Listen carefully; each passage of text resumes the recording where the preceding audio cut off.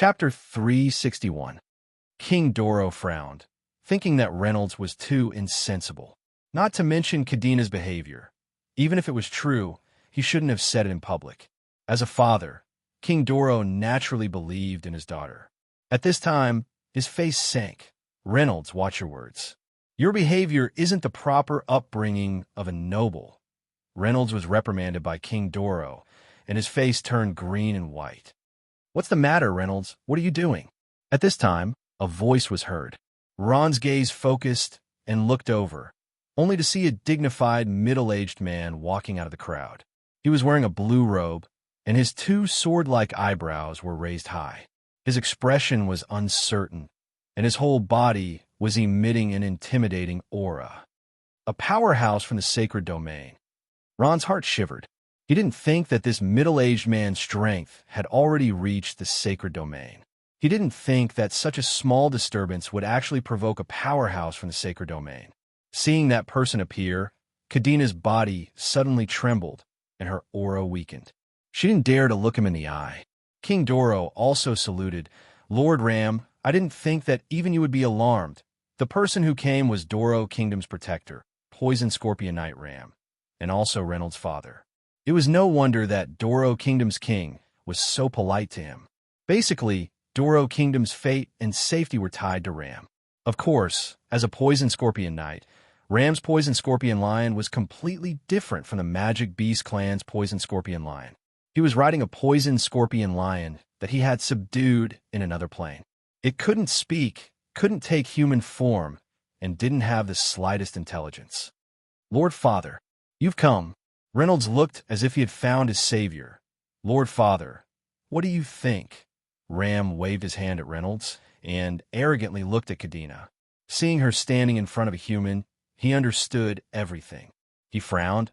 Your Highness Princess Kadina, I have to remind you that since you've chosen to marry my son Reynolds, I hope that you'll be faithful to him till the end. Lord Ram, no, Kadina anxiously said. She was just about to refute when Ram interrupted her. Your Highness, I, Ram, have a very good relationship with the royal family of Doro. As an elder, I will only say this much. Take care of yourself. Kadina wanted to defend herself, but Ram didn't give her a chance to explain. King Duoluo was already sweating profusely. At this moment, he didn't know what to do. He wanted to speak up for his daughter, but he was afraid of offending the sacred domain expert Ram. He was stuck between a rock and a hard place. Everyone knew that Ram was famous for his strength. At this moment, Ram turned to Ron. He looked at Ron from head to toe. You're Kadina's classmate, right? Let me remind you to stay away from her. She's now my son Reynolds' fiancée. Lord Father, he's Ron. Reynolds rushed to say, looking at Ron with hatred, he's that heretic Ron who's being hunted down by the Holy See. Heretic? Ram narrowed his eyes, as if remembering something. I know. So it's you. You're the one who got the council to issue a kill order and sent out the law enforcement team. He nodded and continued. Hiding in the Orc Empire is indeed a good choice. No matter how powerful the Holy See is, they can't control the Orc Empire. However, you should hide your head well, otherwise you won't even know how you died. Rory frowned. It seemed that this Lam knew a lot about him. He sneered and said, Haha, Sir Lam, you don't need to worry about this. I've been living well. Ron's rebuttal made Ram lose face. At this moment, the muscles on his face were twitching, full of anger. He was so angry that he laughed. Very well. Let me teach you a lesson, you ignorant fool. Ram didn't think it was a big problem to attack a human in the orc's territory. After all, the orc's contempt for humans was deeply ingrained. If it was an orc, he would have to consider it carefully. However, Ram thought that he had a good relationship with the old marshal, so he believed that the old marshal wouldn't blame him for such a small matter. What's going on? What's going on? What's going on? Why are you all gathered here? Just as Ram was about to make a move, the old marshal quickly walked over and pushed the crowd aside. When he saw Ram, the old marshal couldn't help but be startled.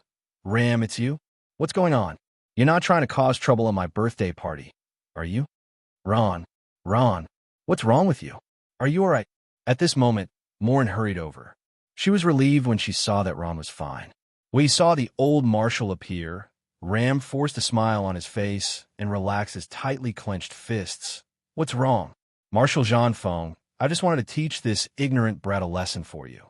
Since the old marshal doesn't like it, I'll just stop." "Who do you want to teach a lesson to?" Just as Ram finished speaking, a loud voice suddenly rang out.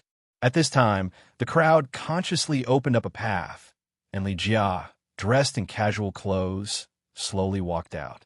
He did not emit the oppressive aura of a realm of the gods' powerhouse, but everyone felt as if there was a heavy stone pressing down on their heads. Following closely behind him was the Beast King Salomon, Prince Dutton, and other important figures of the Orc Empire. Their expressions were extremely ugly. When he saw Ron, Prince Dutton couldn't help but be startled. He saw that he was surrounded by a few beauties, as if they wanted to protect him in the center. Kadina's mesmerizing beauty, Morin's mature charm, Basara's devilish figure, and Rainey's innocent face. All of these made Dutton, as a man, jealous from the bottom of his heart. This brat's luck with women was too good. Masterly Jia. Masterly Jia. Everyone present, regardless of whether they were orcs or humans, bowed one after another. They respected this god realm warrior from the bottom of their hearts. At this moment, Ram felt that something was amiss. The timing of Li Jia's appearance were too unusual. Was he going to back up Ron? Reynolds's face turned pale. Kadina was still confused. She looked at Ron, and then at Li Jia, her face full of confusion. Ram's heart skipped a beat. He couldn't believe this. Ron was just a human. Perhaps they don't know Ron's identity. Ram thought. Masterly Jia. Ram put on a fawning smile and bowed slightly. Masterly Jia, please don't be deceived by this human. His name is Ron, and he is a heretic ruled by the council. Without waiting for Ram to finish, Salomon interrupted him. I don't know what heretic. This Ron is from our Orc Empire's golden family. Your Excellency Ram, I hope you can give a golden family the respect they deserve. As soon as these words came out, it was like a heavy bomb that exploded in Ram's head. Not only was Ram shocked, even Reynolds and King Doro had expressions of disbelief. Even Kadina stared at Ron with her beautiful eyes, looking at Ron as if he was a monster. This human was actually from the Golden Family? She had never heard that the title of Golden Family would be given to a human. Feeling Li Jia's protection, Ram felt embarrassed in front of everyone, but he still didn't intend to give up his final effort. Master Li Jia, the council's ruling was made by Deputy Speaker Hao Qin. Then have Hao Qin come find me. Is there anything else? At this time, Li Jia's face had a trace of dissatisfaction, and his stubborn temper surged up. Li Jia was also an influential existence in the council. If he was angry, no one would listen to him. Even Speaker Frigga would give him some leeway. Ram completely understood Li Jia's meaning. He planned to protect Ron to the end. Ram glared at Ron unwillingly, and his tone softened. Hee, Master Li Jia, this was originally just a misunderstanding. Now that the misunderstanding has been resolved, I will take my leave. Ram lost face in front of everyone, and his heart was filled with resentment. He hurriedly bowed and left. Reynolds stared fiercely at Ron, but Ron's expression was calm, as if it didn't matter to him. No matter how stupid Reynolds was, he could clearly see the situation. Although his father was an expert of the sacred domain, when Li Jia stood there, the entire situation was reversed. Even his father could only admit defeat. King Doro smiled and said, Master Li Jia, then we will take our leave first. Marshal Jean Fong, we will talk again when we have time. Kadina sighed. She knew that it was time for her to leave. She looked at Ron with a bit of reluctance. She didn't know why, but chatting with Ron for an entire night brought her unprecedented happiness. She enjoyed this feeling very much, and could only sigh that time passed too quickly. She forced a smile and said, Ron, I will be leaving. Okay, goodbye. Ron nodded. He couldn't say anything more. But the moment Reynolds' hand wrapped around Kadina's waist, Ron felt as if something had been ruthlessly stabbed in his heart, and it fiercely twitched. Looking at Kadina's departing figure, Ron's heart was filled with helplessness and disappointment. It was late at night, and Morin took the opportunity to bid farewell to the old marshal. Ron walked up to Li Jia and bowed, thanking him for his support. Everyone stepped onto the returning carriage. "How is it? Can't bear to part with your dirty novel, old classmate?" On the bumpy carriage, seeing the restless Ron, Molin asked with a smile. She didn't know why, but there was a slight sourness in her nostrils. Ron smiled awkwardly, as if she had seen through his thoughts. Thinking of Kadina's beautiful face, his heart suddenly trembled, and blood rushed to his face. Ron couldn't help but touch his cheek. Just what was wrong with him? "She's a very good girl," Ron said with a smile. At this moment, Ron remembered the charming scene of Kadina being drunk and asking him to carry her back to the academy. Those whispers still echoed in his ears. "Ron, let me tell you a secret. I've always hoped that my husband would be a noble dragon knight.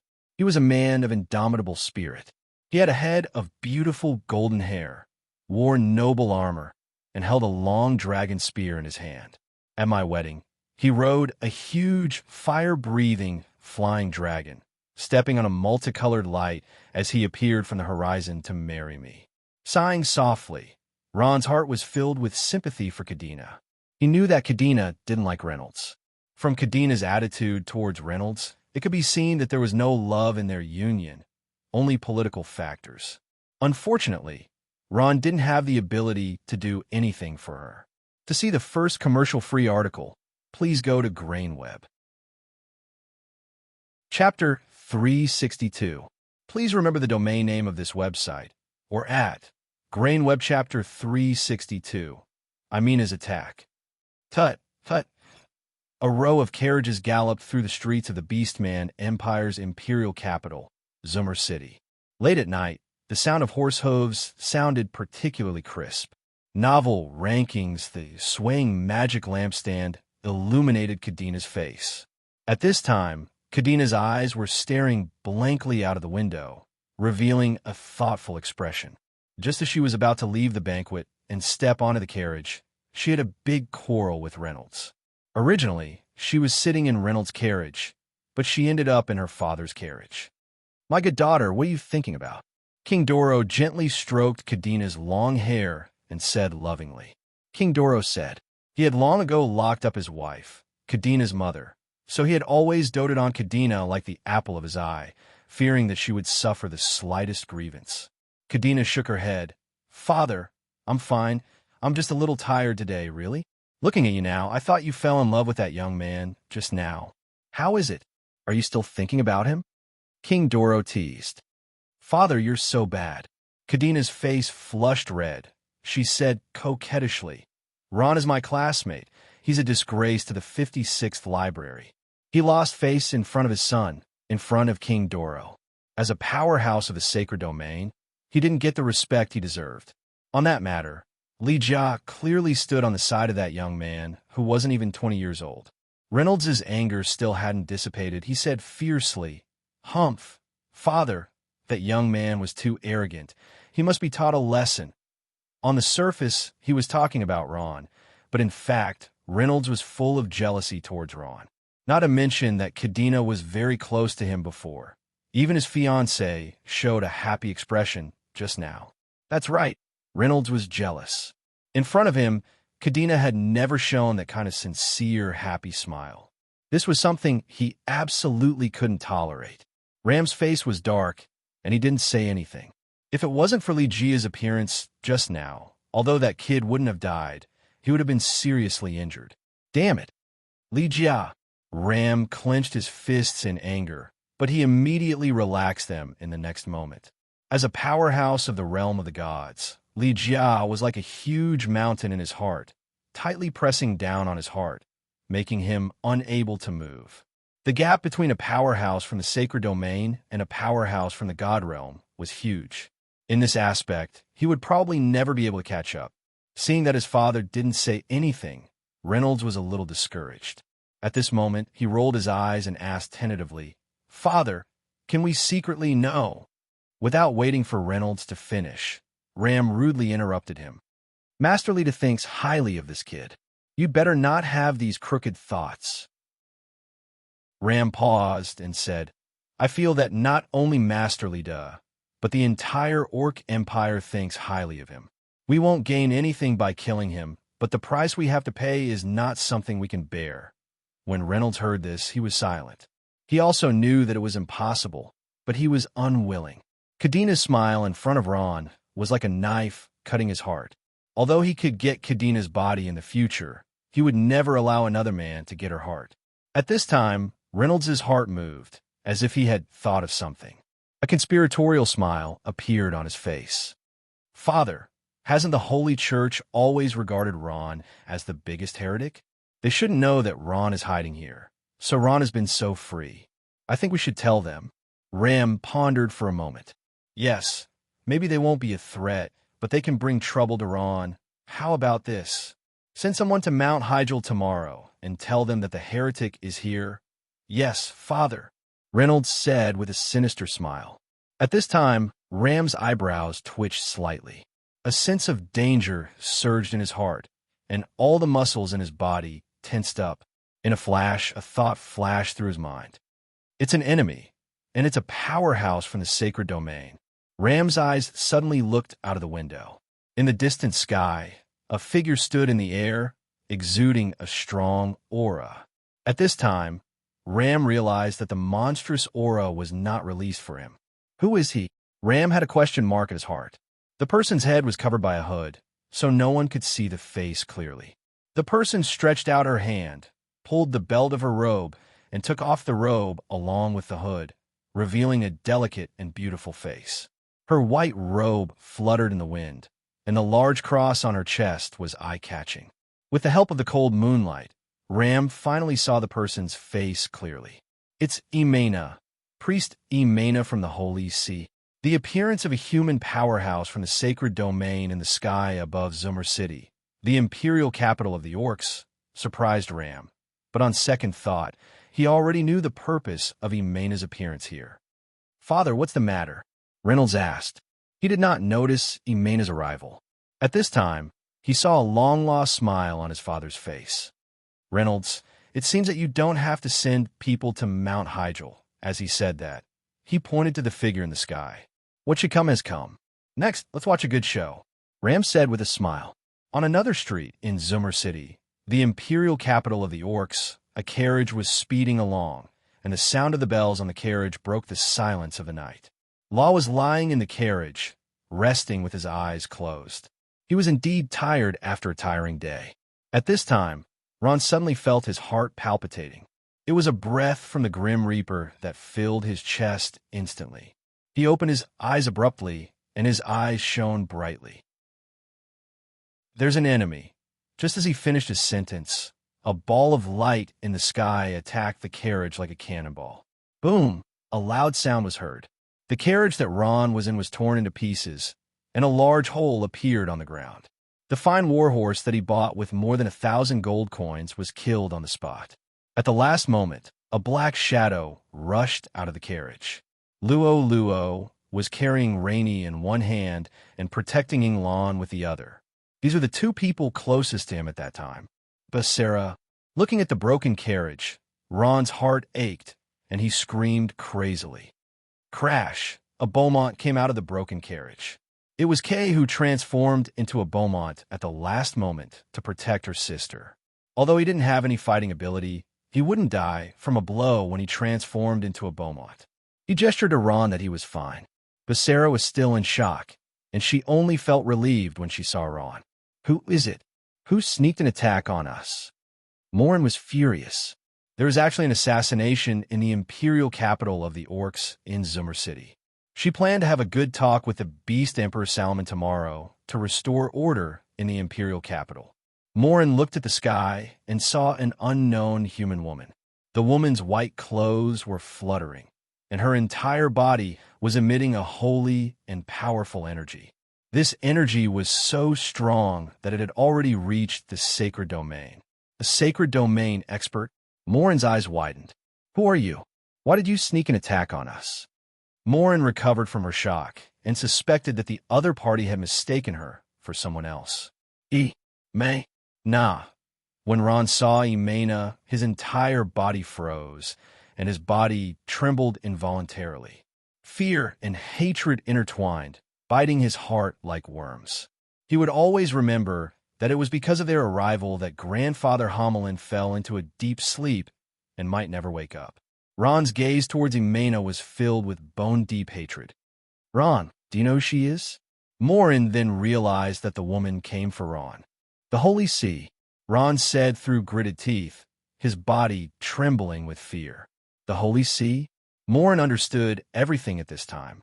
This woman was from the Holy See, and the reason she appeared was because her target was Ron, whom they thought was a heretic. "Ron, I finally found you," Imena sneered, her beautiful eyes filled with strong, killing intent. "You think you'll be fine hiding in the Orc Empire? Ha! Today is the day you die." Chapter 363. After Imena finished speaking, the scepter in her hand glowed brightly. At that moment, an overwhelming pressure came pressing down. Holy light ball! It came crashing down with the sound of the wind. "Look, the goddess in the sky came for revenge."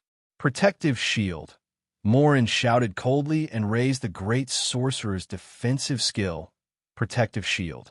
Her body glowed, and at that moment, a transparent shield covered Ron and the three of them tightly. Boom! The holy light ball hit the transparent shield, causing it to vibrate. Although the shield didn't break, the three of them slipped and sank into it. As if she was hit by Imena's attack, Morin spat out a mouthful of blood. The fresh red blood stained her white sorcerer's robe. With just one attack, Morin was severely injured. Ron's eyes were red. "Morin! Sister Morin!" Rainey exclaimed. Ron supported Morin's delicate body. "Morin! Morin, are you okay?" At that moment, Morin's eyes were tightly shut. Her face was as white as a sheet, and her breathing was weak. It seemed like her body was severely injured. Imena frowned. "A great sorcerer actually blocked my attack. The orcs are indeed a fighting race. Damn it." Ron put down Morin's body and slowly raised his head. His bright red eyes stared at Imena as if they were bleeding. He clenched his fists and suddenly shouted, "I'll fight it out with you." He took a step forward, and a large amount of black fog gathered in front of him. Not long later, a gargoyle appeared in front of Ron. Without thinking, Ron stretched out his hand, and a green-white bone spear appeared in his hand. He stepped on it and stood on the gargoyle's back. The gargoyle flapped its wings and rushed towards Imena with a gust of wind. Bone-deep hatred shot out of Ron's eyes. Right now, he was so angry that he lost his mind. Tonight, he was going to take revenge for Merlin's grandpa in Molen. He was going to settle the score with the Holy Church. In a small alley in Zummer City, the carriage of the Doro Empire was parked at the side. Ram and Reynolds alighted from the carriage and quietly watched the battle in the distance with a mocking smile on their faces. Ram smiled and said, "In front of a powerful being from the sacred domain, everyone's strength is as insignificant as a grain of rice. Ron, you don't stand a chance." He actually launched a charge towards a powerful being from the sacred domain. "He's really courting death." Reynolds gloated. Today is really lucky to be able to see the scene of his death. Reynolds' face was full of hatred. No one wanted Ron to die more than him. "You actually dare to charge?" Imena frowned and sneered. "Your courage is commendable. Unfortunately, the difference in strength makes your risky actions meaningless." Boom! Boom! The scepter and the bone spear collided, and a huge force erupted. Ron only felt his breath stop, and a powerful aura rushed towards him, almost making it difficult for him to breathe. Soul ignition. Ron's eyes turned green, and a powerful soul force erupted like a mountain. Facing a powerful being from the sacred domain, he did not retreat a single step. The gargoyle flapped its huge bone wings and fought with Imena in the sky. Black gas and white light intertwined with each other, and a loud noise exploded. The calm night sky was agitated, and even the earth began to shake. The Orc Emperor's capital, Zummer City, seemed to have been awakened. Many orcs ran out to the streets and looked at the fierce battle in the sky. "Oh my God, That's a powerful being from the sacred domain. And she's a human. Pornographic novels, she's very powerful. Are there such powerful beings among humans? The beastmen began to discuss among themselves. They were amazed by Imena's strength. In their impression, humans should be a weak race. Basara, Rainey, and Kay retreated to the side.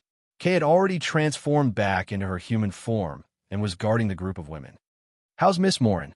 Basara asked anxiously. "She's fine. She fainted." Rainey checked Morin's body.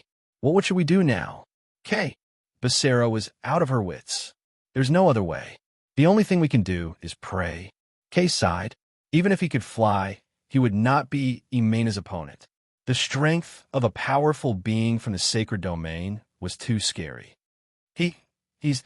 Kadena also saw the scene in the sky from the window. She was stunned. The undead creature flapping its wings was filled with a strong aura of death. Coupled with the small figure, she already knew who it was even though she could not see clearly. "Ronnie's Ron!" Kadena screamed crazily and rushed out. "What are you going to do?" King Duo Luo saw that something was wrong and pulled her back. I'm going to help him." Kadena had already taken out her staff. "Are you crazy? That person is a powerful being from the sacred domain." King Duo Luo scolded loudly. "You're not helping him. You're courting death." Kadena was speechless. She held her staff and stood there in a daze. Seeing that his scolding was effective, King Duo Luo heaved a sigh of relief. "Don't worry. This battle against Ron won't last long. The powerful beings from the Beastman Empire will be here soon." "Really?" Kadena's eyes lit up with hope. King Duo Luo nodded. However, there was one thing he did not tell his daughter. He did not know if Ron could hold on until then. Ron, who was in the sky, rode on the gargoyle and charged towards Imena again and again like a warrior who was ready to die. At this moment, Kadena's heart felt like it was being stabbed. Unknowingly, tears blurred her eyes. How is this possible? As the battle unfolded, Imena's brows wrinkled. She suddenly discovered that Ron's strength had risen a lot compared to before. He was approaching the realm of a master rank powerhouse. Imena took a deep breath. He had actually made so much progress in just a few months. A 19-year-old master rank powerhouse. Just thinking about it was terrifying. If he was allowed to continue growing, Imena was familiar with the legends of necromancy. These were all things recorded in the top secret books of the Holy See. Thinking that Ron might set foot in the sacred domain in the future and even threaten the Holy See, Imena shuddered. "No, I can't let him continue to progress like this. Ron must die tonight." Imena's eyes flashed with intense, killing intent. She also realized that the battle could not be dragged on. This was the imperial capital of the Beastman Empire. There was no lack of Beastman powerhouses. "Sacred light." Imena raised her dark gold staff and shouted. In an instant, 10,000 rays of golden light sprinkled down. Boom! Ron's body suffered a heavy blow. The gargoyle under his feet melted like snow under the illumination of the light, turning into a cloud of black mist and disappearing. Ron's body fell down like a kite with a broken string. Ron, several anxious voices sounded from different places. One side was from Basara, Xiaoyu, and the others, while the other side was from Kadena. Seeing this, King Doro sighed slightly. Seeing his daughter's appearance, he more or less understood something. With just one blow, Ron's defense collapsed, and he fell heavily from the air to the ground. 3 minutes, only 3 minutes. Ron went all out and used soul ignition, but he could only hold on for 3 minutes. The strength of a powerhouse of the sacred domain was too strong. "Ron, go to hell." Imena's face was full of coldness. She decided not to delay any longer. She raised her staff, and a huge ball of light smashed towards Ron. "Wharton, I've finally avenged you." The powerful holy ball illuminated the entire sky. When the ball of light fell, it announced Ron's death. Ron struggled to move his body, but all the bones in his body seemed to have fallen apart. He found that his body had no strength left. "Am I going to die?" As expected, I'm still unwilling. The ball of light illuminated his face. At this moment, Ron's face was filled with an intense expression of unwillingness. He was unwilling to die like this. All his efforts would be for naught, and necromancy magic would become history once again. Just as Ron was in despair, the ball of light in the sky suddenly shook and exploded with a boom. At the last moment, someone saved him. Who? Who is it? Who dares to interfere with the matters of the Holy See? Seeing that Ron was about to die, but in the end, all her efforts were for naught, Imena instantly went crazy and shouted loudly. She looked around, but did not see half a shadow. Leave. This isn't a place you should be. At this moment, a dull voice sounded in Imena's ears, as if it came from the horizon. Imena desperately used her spiritual sense to search, but still did not see anyone. Imena's gaze fell on the injured Ron, and a trace of a fierce glint appeared in her eyes. Who cares who he is? Let's kill Ron first. She raised her scepter, and a beam of light blasted towards Ron. Its speed was twice as fast as the previous ball of light. This attack was meant to be a sneak attack. No matter who it was, she decided to kill Ron first. Boom! Imena's body suddenly shook, and her face revealed an expression of disbelief. Her attack had just been released, but it had already collapsed. Following that, her body felt pain, and she spat out a large mouthful of blood with a wah sound. In the blink of an eye, Imena had been seriously injured. You? Who are you? Imena's body trembled. She knew that she had provoked a terrifying existence. What made her feel slightly relieved was that this terrifying existence did not seem to want to take her life. Otherwise, she would have died from that attack just now. That person's strength was not something she could imagine. A thin figure slowly appeared in front of Imena. His face did not reveal any expression, and he looked at her indifferently. It's you. Imena's body shook. Seeing the person who had come, her face turned ashen. It really is you. Perhaps I should have thought of it earlier. The person who had come was Li Jia. Although he did not make any promises to Ron, he still came and stopped Imena from killing Ron. What? Ram's body shook. Li Jia. Li Jia actually came personally? It can't be. Reynolds's eyes flashed with intense disbelief. Ron, that brat, actually alarmed Li Jia. Imena calmed down, took a deep breath, and said in a clear voice, Lord Senator, I'm very sorry to have disturbed you. I didn't mean to cause trouble in the Beastman Empire. I think you also know the resolution of the Assembly. The person I want to kill is Ron, who is being chased by the Assembly. Li Jia, I hope you won't make things difficult for me. Imena had no choice but to mention the Assembly, hoping that Li Jia would give her some convenience for the sake of the Assembly. Li Jia smiled and said indifferently, The Assembly's resolution is to restrain you sacred domain powerhouses. It has no binding effect on us. Leave here, human sacred domain powerhouses from the human world. You're not welcome here.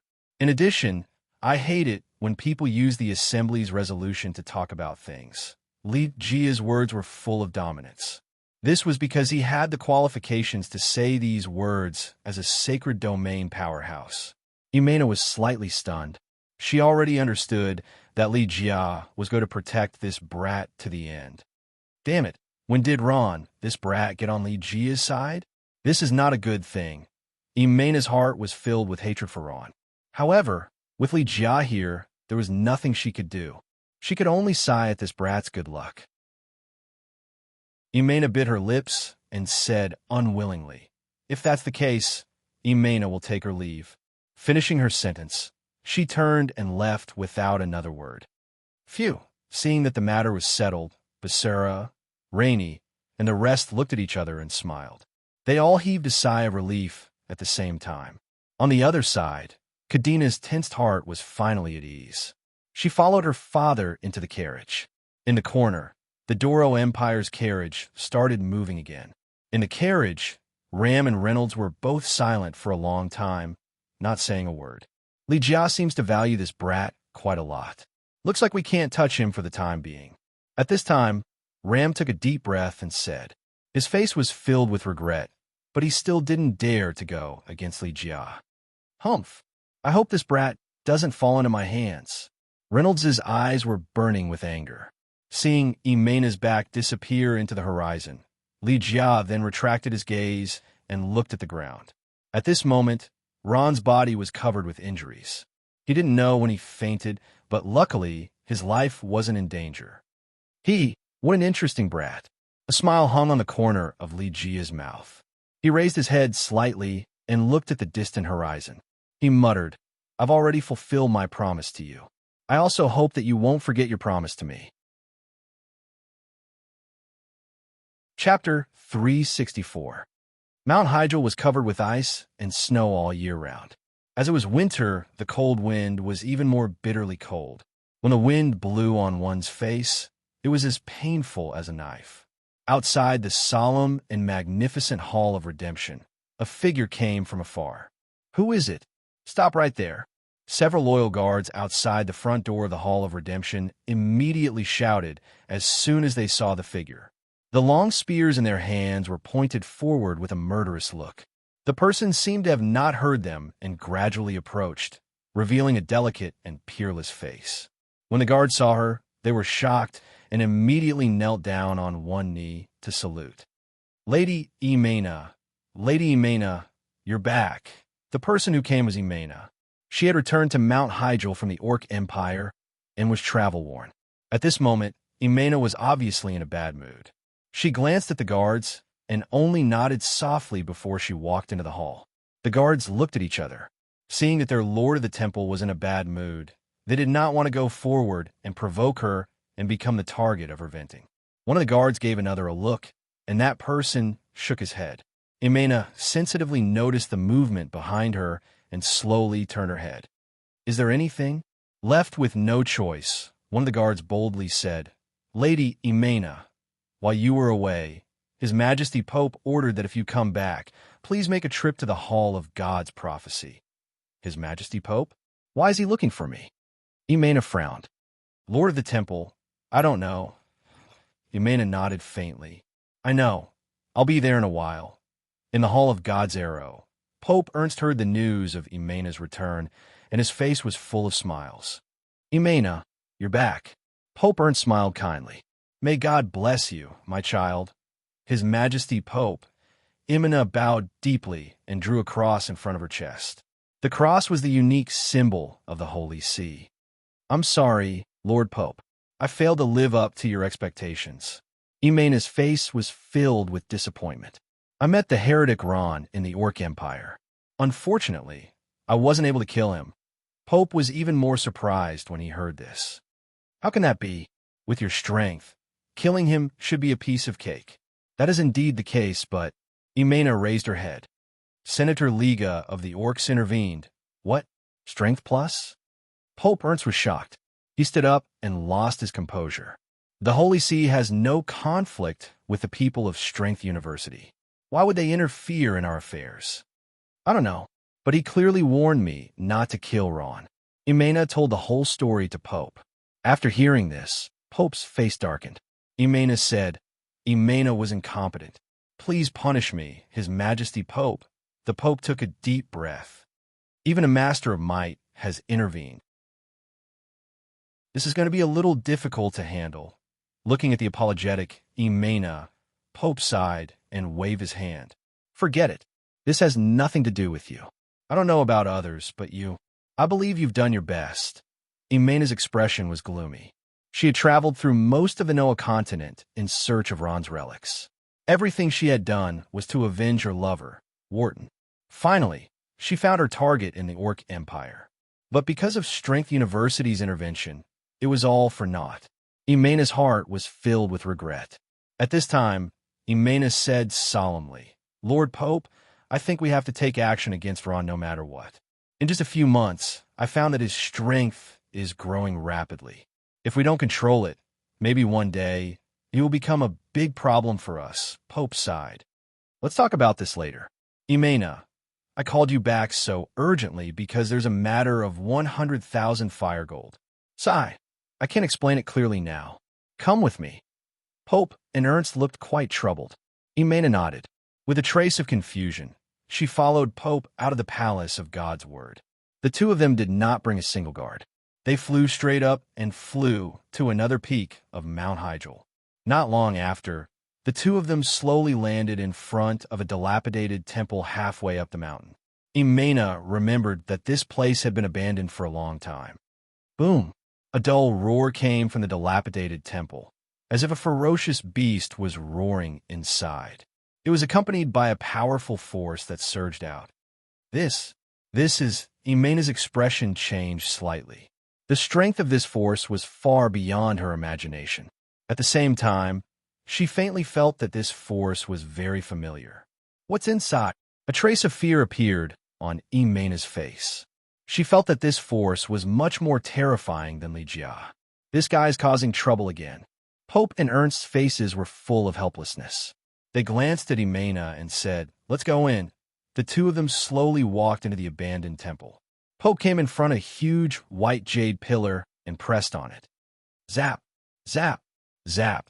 There was a mechanical sound, and a passage appeared in front of the statue in the temple. Ernst walked into the black passage. After a while, the two of them came to a room. Seeing the scene in front of her, Imena's expression suddenly froze. She finally saw the owner of that turbulent force. A headless corpse. It was trapped in a magic array, constantly twisting and struggling. Traces of destructive power seeped out from its body and intertwined with the power of the magic array, producing dull sounds. "Imena, you're back," a surprised voice said. At this time, Imena noticed that there was another person in the room. It was the Hall Master of the Hall of Judgment, Judge Guangming Nord. "I just came back," Imena nodded and said.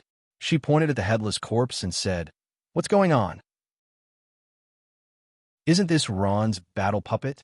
Wasn't it destroyed in the battle? Why is it here?" Imena's eyes were filled with confusion and confusion. "It's a long story," Pope said with a bitter smile. "I'm also regretting bringing it back." The Pope then recounted the events that had transpired. "You're saying?"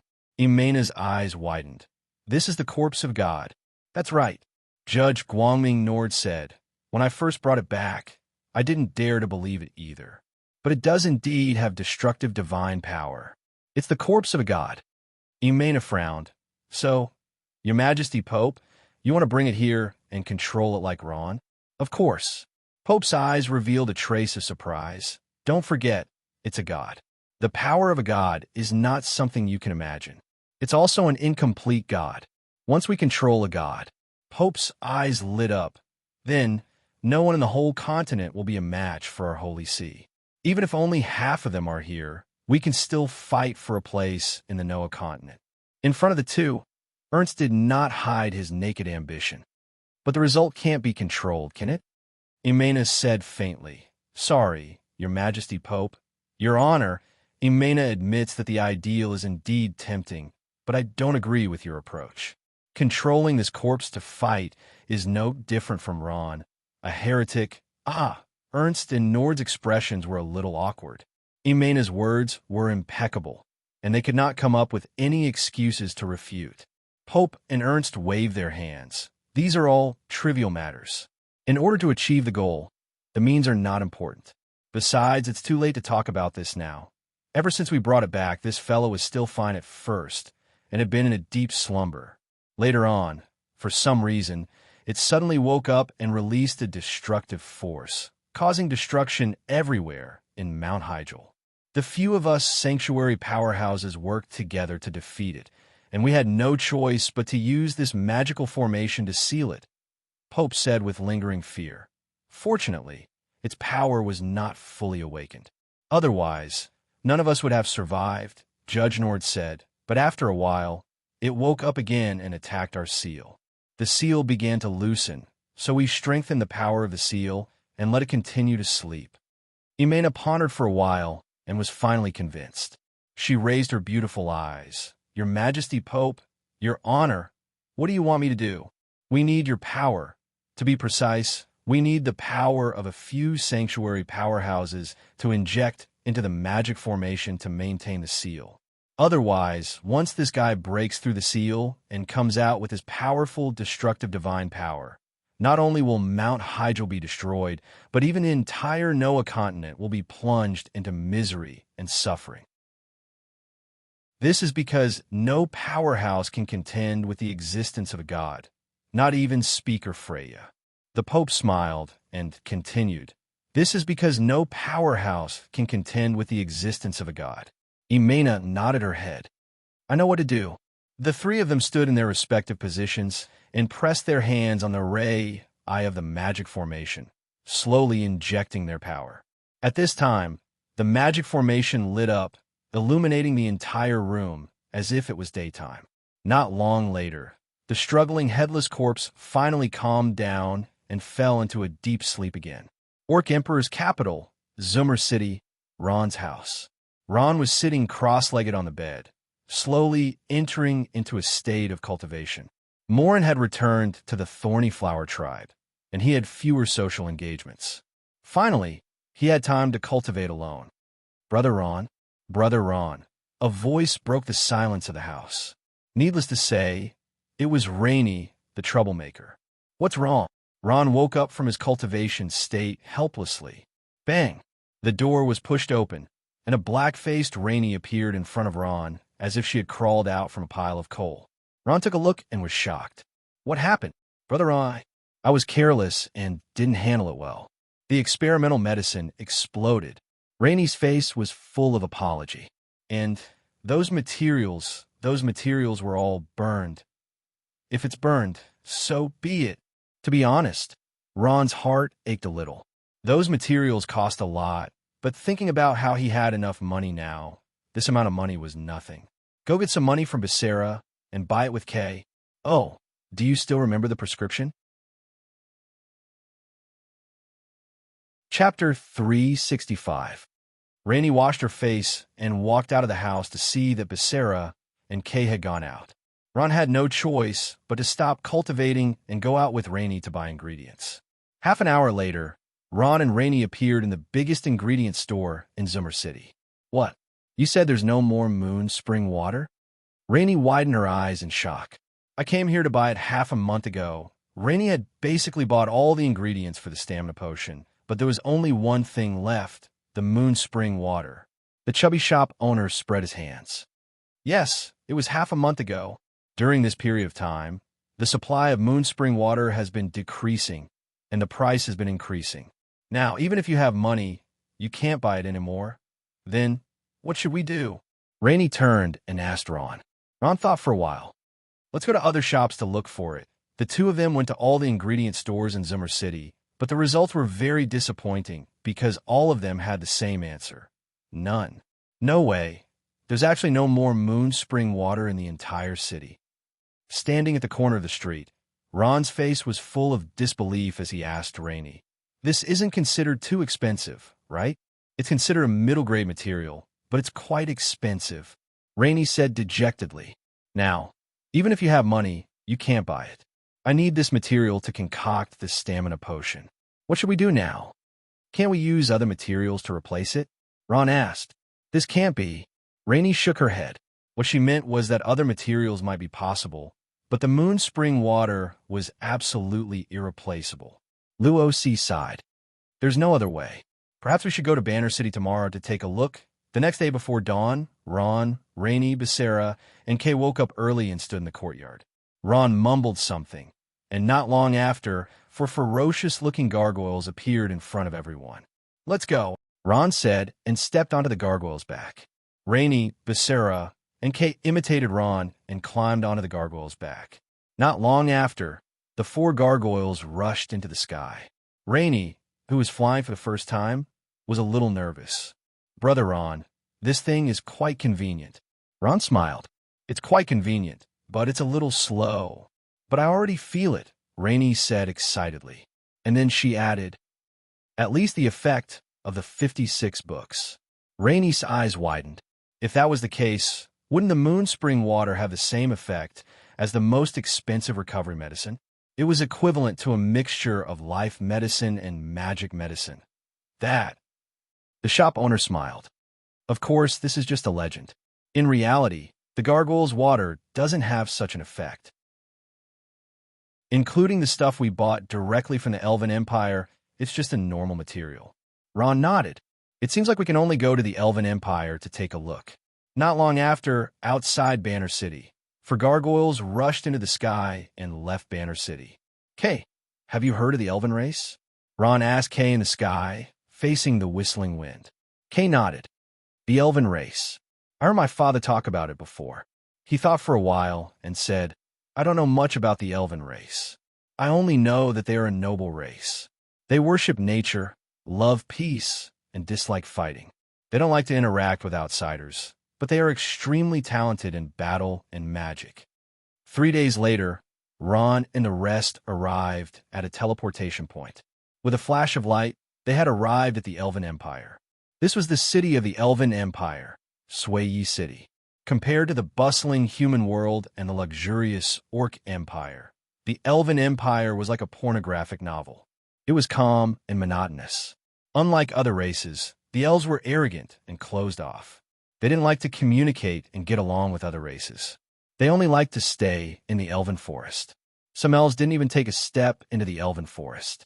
The vast Elven Forest had nurtured this group of nature's favorites for 100,000 years. The so-called Elven Empire was composed of the Elven Forest and the surrounding cities. The surrounding cities were built based on the Elven Forest.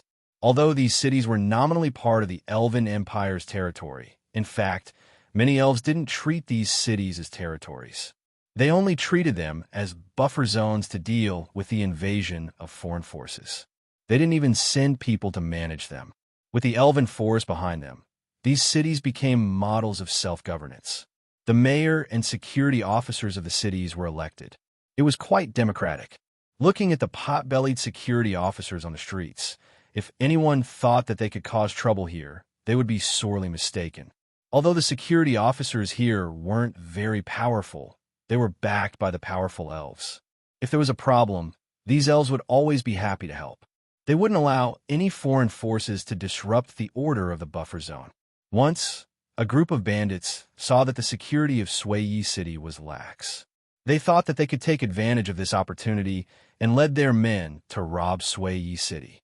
However, in less than half a day, the Elven Forest huntresses were mobilized. These female elves rode on black panthers and held crescent blades in their hands. They rushed to Sway City as fast as lightning and ended the battle in just half an hour. None of the bandits were spared. All their heads were hung on the city gate, announcing their defeat to the world.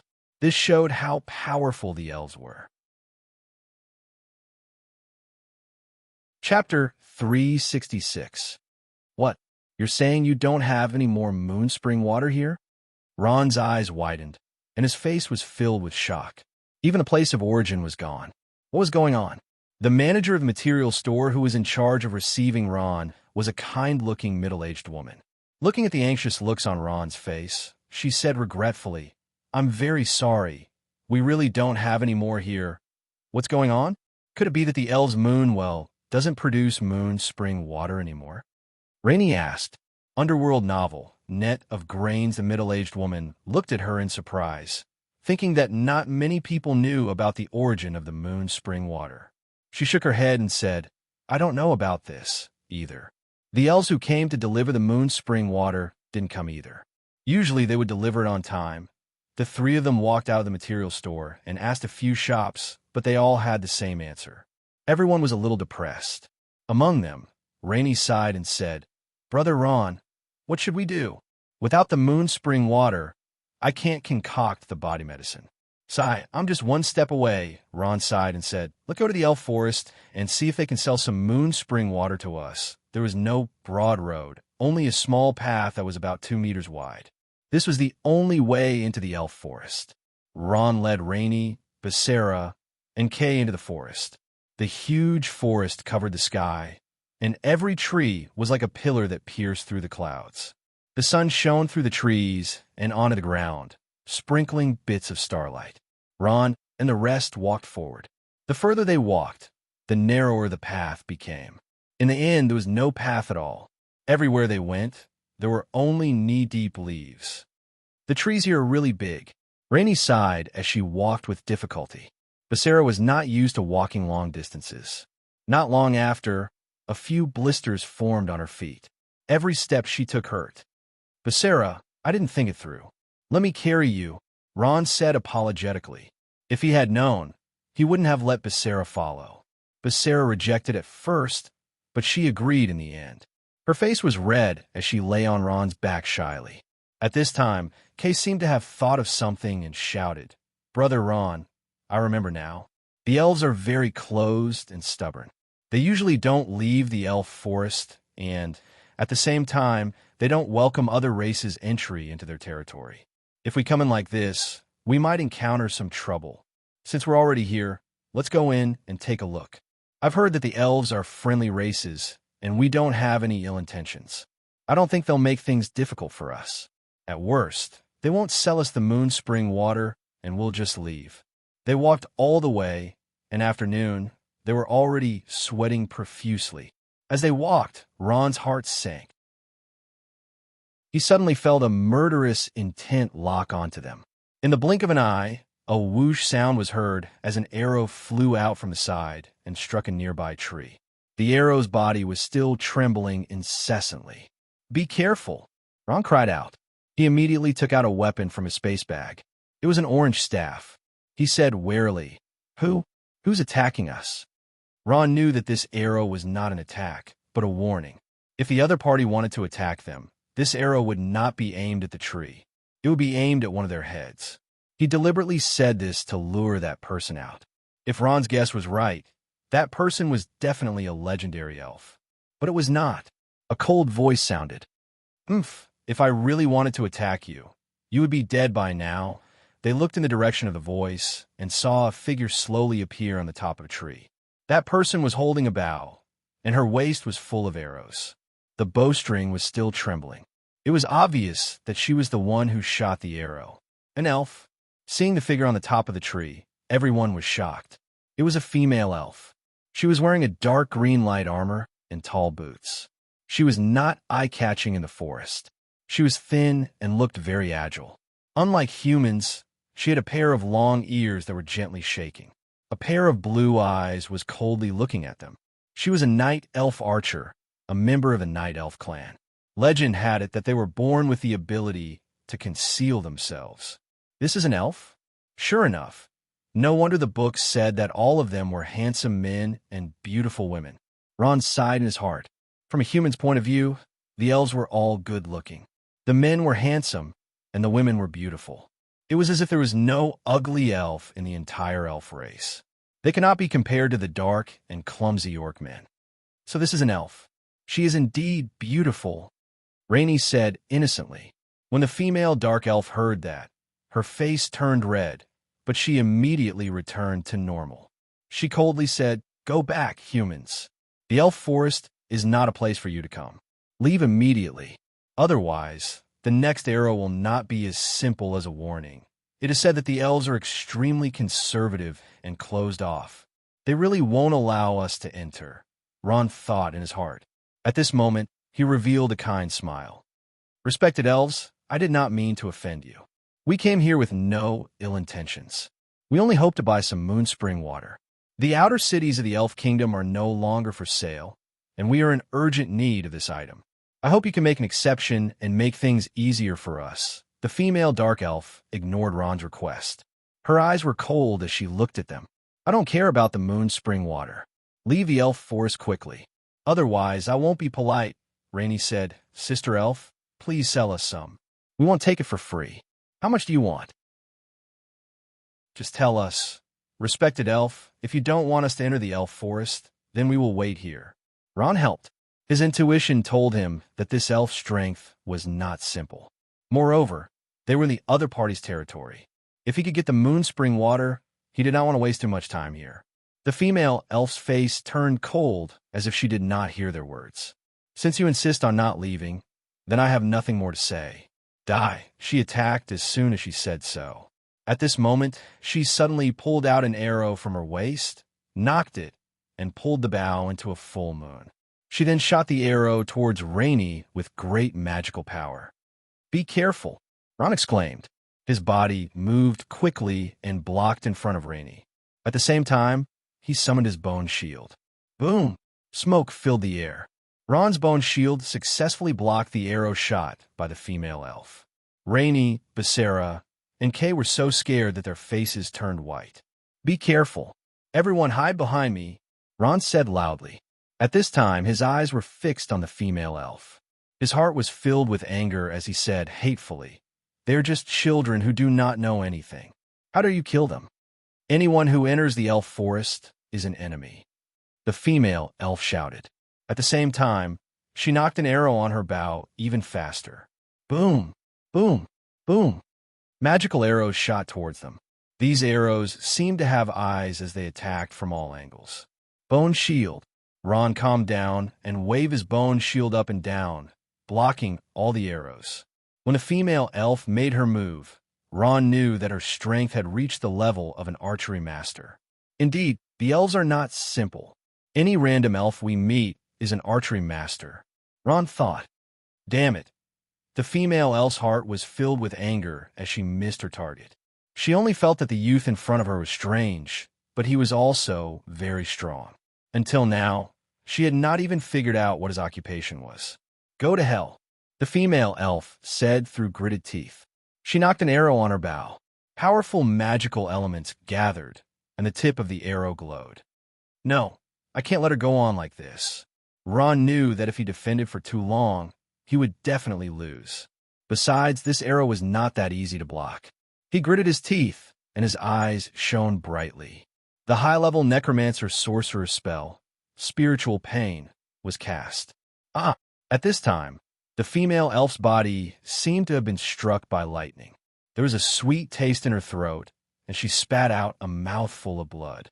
The magical arrow was forcefully interrupted. At this time, her expression changed drastically as she looked at Ron in disbelief. "Spiritual attack? Who are you?" After taking a deep breath, Ron calmed down. At this time, he stopped. "Honorable elf, who I am is not important. What's important is that we have no evil intentions. I just want to get a little of the moon's spring water. Just a little is enough. Once we get it, we will leave immediately." When the female elf heard this, she did not say a word and lowered her head. Rainey, Becerra, and the rest heaved a sigh of relief. They finally managed to intimidate this elf. Their request was not too much.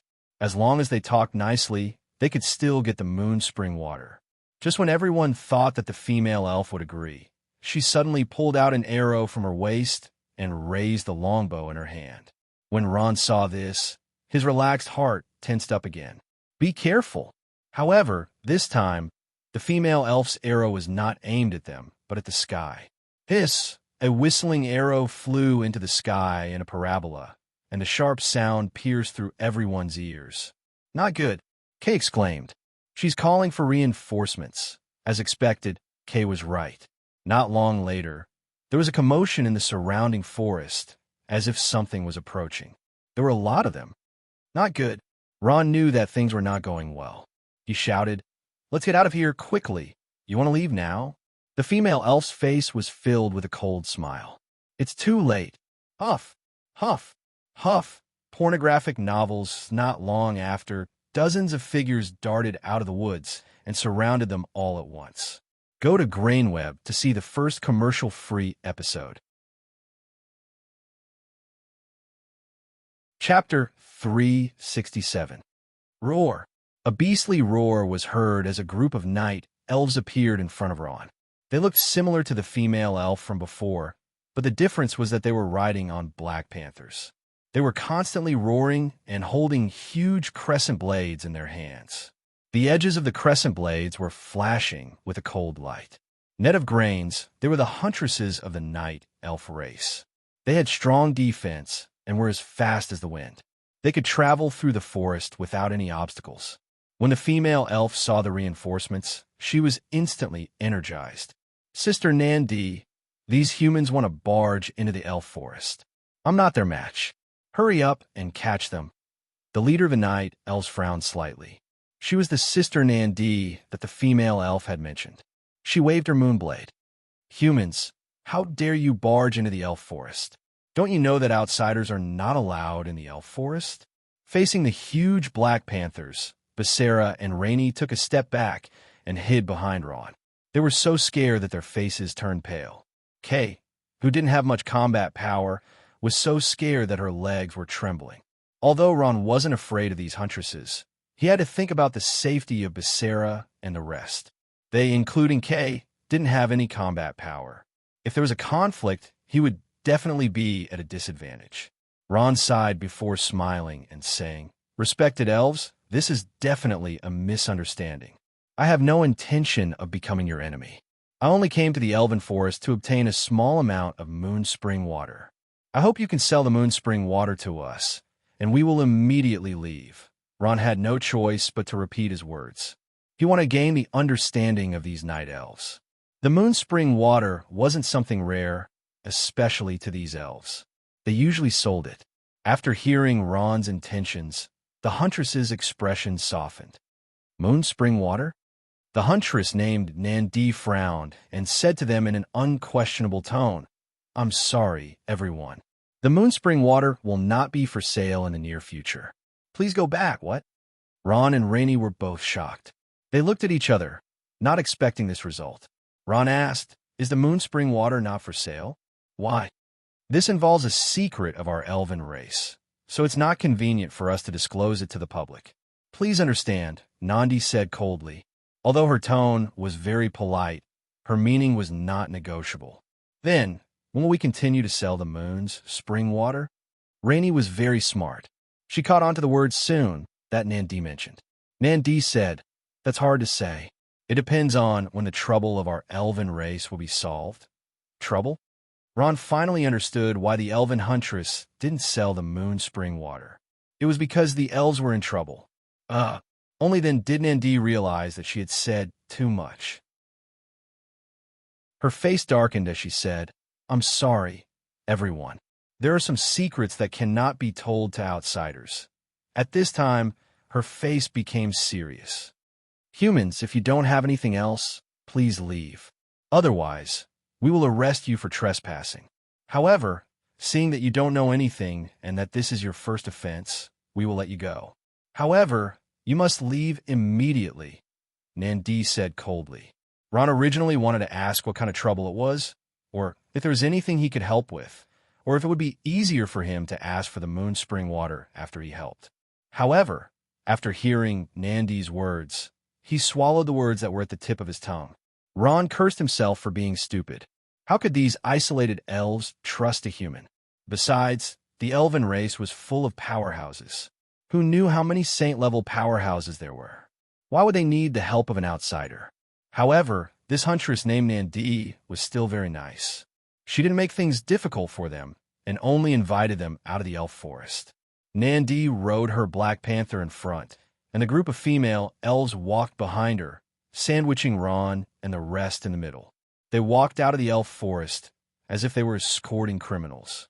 After a few hours of twists and turns, they arrived at the small path that they used to enter the elf forest. "All right, we'll leave you here," the huntress Nandi said as she tightened her grip on the Black Panther beneath her. She glanced at Ron and the others and said in a clear voice, "I'll give you one last warning. The elven forest does not welcome outsiders. If there's a next time, I won't hold back." After she finished speaking, she led her Black Panther team back and disappeared into the elf forest in a short while. "Brother Ron, what should we do now?" Rainey asked dejectedly. "We have no choice but to go back." Ron shrugged his shoulders.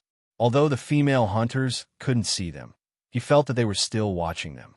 Moreover, the elf forest was too big. Ron didn't think that he could find what he wanted without alerting the female hunters. Without a map, he didn't even know where the elf village was. Ron and the rest returned to the teleportation point again. This time, they came out empty-handed. Everyone was a little depressed, and Rainey couldn't lift her spirits. She was determined to be a pharmacist and make strength potions for Brother Ron. Unfortunately, she could only wait now. Brother Ron, look, there are so many people." Rainey opened her mouth wide and said exaggeratedly. She pointed at the teleportation point and set her on. Ron looked up and saw that the teleportation point in front of them had become a sea of people. It was completely surrounded, and those people were desperately trying to squeeze forward. The situation was a little chaotic. There were still some people in line. Unfortunately, The line was so long that they couldn't see the end of it. The teleportation point's space crystal kept flashing, and it seemed to be very busy. What's going on? Ron was shocked. There weren't so many people when we came here. Kay tugged at Ron's sleeve and said, "That's a pornographic novel. Brother in, look, they all seem to be mercenaries." Ron looked. Indeed, almost everyone in front of them was dressed as mercenaries. They were fully armed, and the knights were wearing battle armor. The warriors were sitting in a corner, gently wiping their weapons. The magicians were meditating, and more people were buying food in tents. They seemed to be going on a mission, Becerra said. Ron sighed. It seems like something happened. Let me find someone to ask. Ron looked around and reached out his hand, pulling a mercenary over. What are you doing? It was a young mercenary. It seemed like he sold everything in the 56-book vault, but the price was unusually high. Seeing that Ron really didn't understand, the young mercenary patiently explained, "Legend has it that when the ancient gods fought in other planes, the war was naturally extremely fierce. After some powerhouses died, their weapons and equipment might pass through space and arrive in another plane. The appearance of a sacred weapon would cause signs of spatial instability. So that's how it is." Ron was suddenly enlightened, but he still asked worriedly, Could this be true? Signs of spatial instability really appeared in another plane? Of course it's true. As far as I know, there are already powerhouses from the sacred domain rushing over, the young mercenary said without stopping. All right, there's also a powerhouse from a sacred domain who issued a sacred weapon mission. It said that if anyone can get a sacred weapon and hand it over to him, they'll pay 100 million gold coins. So many mercenary groups have heard the news. 100 million gold coins. 100 million gold coins. The young mercenary's face revealed an extremely lustful expression. If only I'm lucky enough to get a sacred weapon. 100 million gold coins. When this number entered Ron's ears, he couldn't help but twitch his mouth. He thought that this powerhouse from the sacred domain was really generous to the extreme. He actually wanted to exchange 100 million gold coins for a sacred weapon. One had to know that sacred weapons in the mysterious store cost at least 20 black crystal coins. 100 million gold coins seemed like a lot, but it was completely incomparable to the value of a sacred weapon. After understanding the situation, Ron smiled and said, "Brother mercenary, thank you for telling me all this. I'll treat you to a drink when I have time." After finishing his sentence, he patted his shoulder and disappeared into the crowd with Becerra and Rainey. The young mercenary came back to his senses after a long time. He jumped up and shouted, My consultation fee. I forgot to ask for my consultation fee." Chapter 368. The noisy teleportation point was packed with people. Most of them were humans. The large mercenaries had already left, leaving behind the small mercenary teams that weren't strong enough and didn't have enough people. They were expanding and recruiting, and some mercenaries also came to join. Firstly, there were more people, and secondly, it was safer. High-level thief, looking for a holy artifact mission from another plane. The holy artifact mission is over quickly. We only need a mage to set off. Strong mercenary team, led by a master plus a paladin or knight, will set off once we have enough people, the captain of the human mercenary team shouted, his eyes constantly looking for suitable targets in the crowd. When he saw someone who looked strong, he would go up and strike up a conversation. The teleportation point was very lively. At this time, an orc warrior came to the teleportation point. He was wearing heavy armor. His 2 eyes were like copper bells, and his face was fierce and sinister. "It's an orc." A sharp-eyed mercenary was the first to discover that orc warrior. Of course, that orc warrior's huge figure made it difficult to not be discovered. "Quick, go and team up with him." The mercenary team captains rushed up and tightly surrounded the orc warrior, all of them full of smiles. "Hello, Sir Orc, we are lacking a warrior. Do you have anyone interested in joining us?" A mercenary team captain said with a face full of smiles, his posture very humble. "We are the Flying Dragon mercenary team. We have rich battle experience, skilled skills, and tacit cooperation. Join us. There will be a lot of gold. As an orc warrior of a higher race, he was greeted with flattering smiles. They all wanted to pull this orc warrior into their team. In fact, most of the mercenary teams that claimed to be strong weren't that strong. Some of them only had the strength of a high or intermediate professional, and they had teamed up with an orc warrior. With him leading, their trip to another plane would be much easier. At least, no other mercenary teams would come looking for trouble. Humans and other pornographic novels' higher races had an innate fear, and as a higher race, professionals of the same rank wouldn't dare to speak in the 56 stacks. What do we do now? Cilia asked. There's no other way. We can only wait for them to arrive. Opavila said, after some thought. They still had some companions that hadn't arrived yet, and there were some matters that needed to be dealt with. It's still not enough. At this time, Rian, who had been silent all this while, spoke. Even with the 3 of them, there are only 7 of us. It's still not enough to enter the other world to do the mission. Cilia and the other 2 thought about it. Wasn't that right? Even with the addition of the companions who hadn't arrived yet, there were only 7 people in total. They were still missing 1 person. Then what do we do? Opavila asked. Why don't we go back to the Elven Forest and find more people? It's too late. The space is unstable. There is no telling when the sacred artifact will appear. If we are any later, let alone obtain the sacred artifact, I fear that we won't even be able to see the shadow of the sacred artifact. Chapter 369. Then who should we team up with? Opavira asked. Grainweb. We only have 1 quota, so of course we'll team up with the strongest. Rian cast his gaze over the crowd, glancing at them one by one. Unfortunately, it only brought him disappointment. At a glance, almost all of them were intermediate and advanced professionals. Judging from their appearance and temperament, the possibility of them being strong was not high. Opavira pondered for a moment. Then her eyes lit up, and she said with a smile, Oh right, Rian, didn't Slya learn a new nature magic called Hint from the Goddess of Nature? Let her use her natural perception to find a person and bring him back. This. Rian hesitated for a moment, then he turned his gaze to Slya. Is it okay? Slya, can you guarantee that the person you find will be strong? Slya patted her small chest. Of course it's okay. Brother Rian, watch me. Saying so, she took out a short wooden staff from her space bag. This was her weapon as a nature mage. She straightened the staff, and her playful smile was replaced with a serious expression. Goddess of Nature, please guide me to find the strongest person here. After saying so, she loosened her hand, and the staff emitted a soft green light. Then it fell down with a thud. Pornographic novels, that strong person is in the West, Slya said with surprise and joy. She saw that the top of the fallen staff was pointing to the west. She picked up the staff, turned her head, and smiled.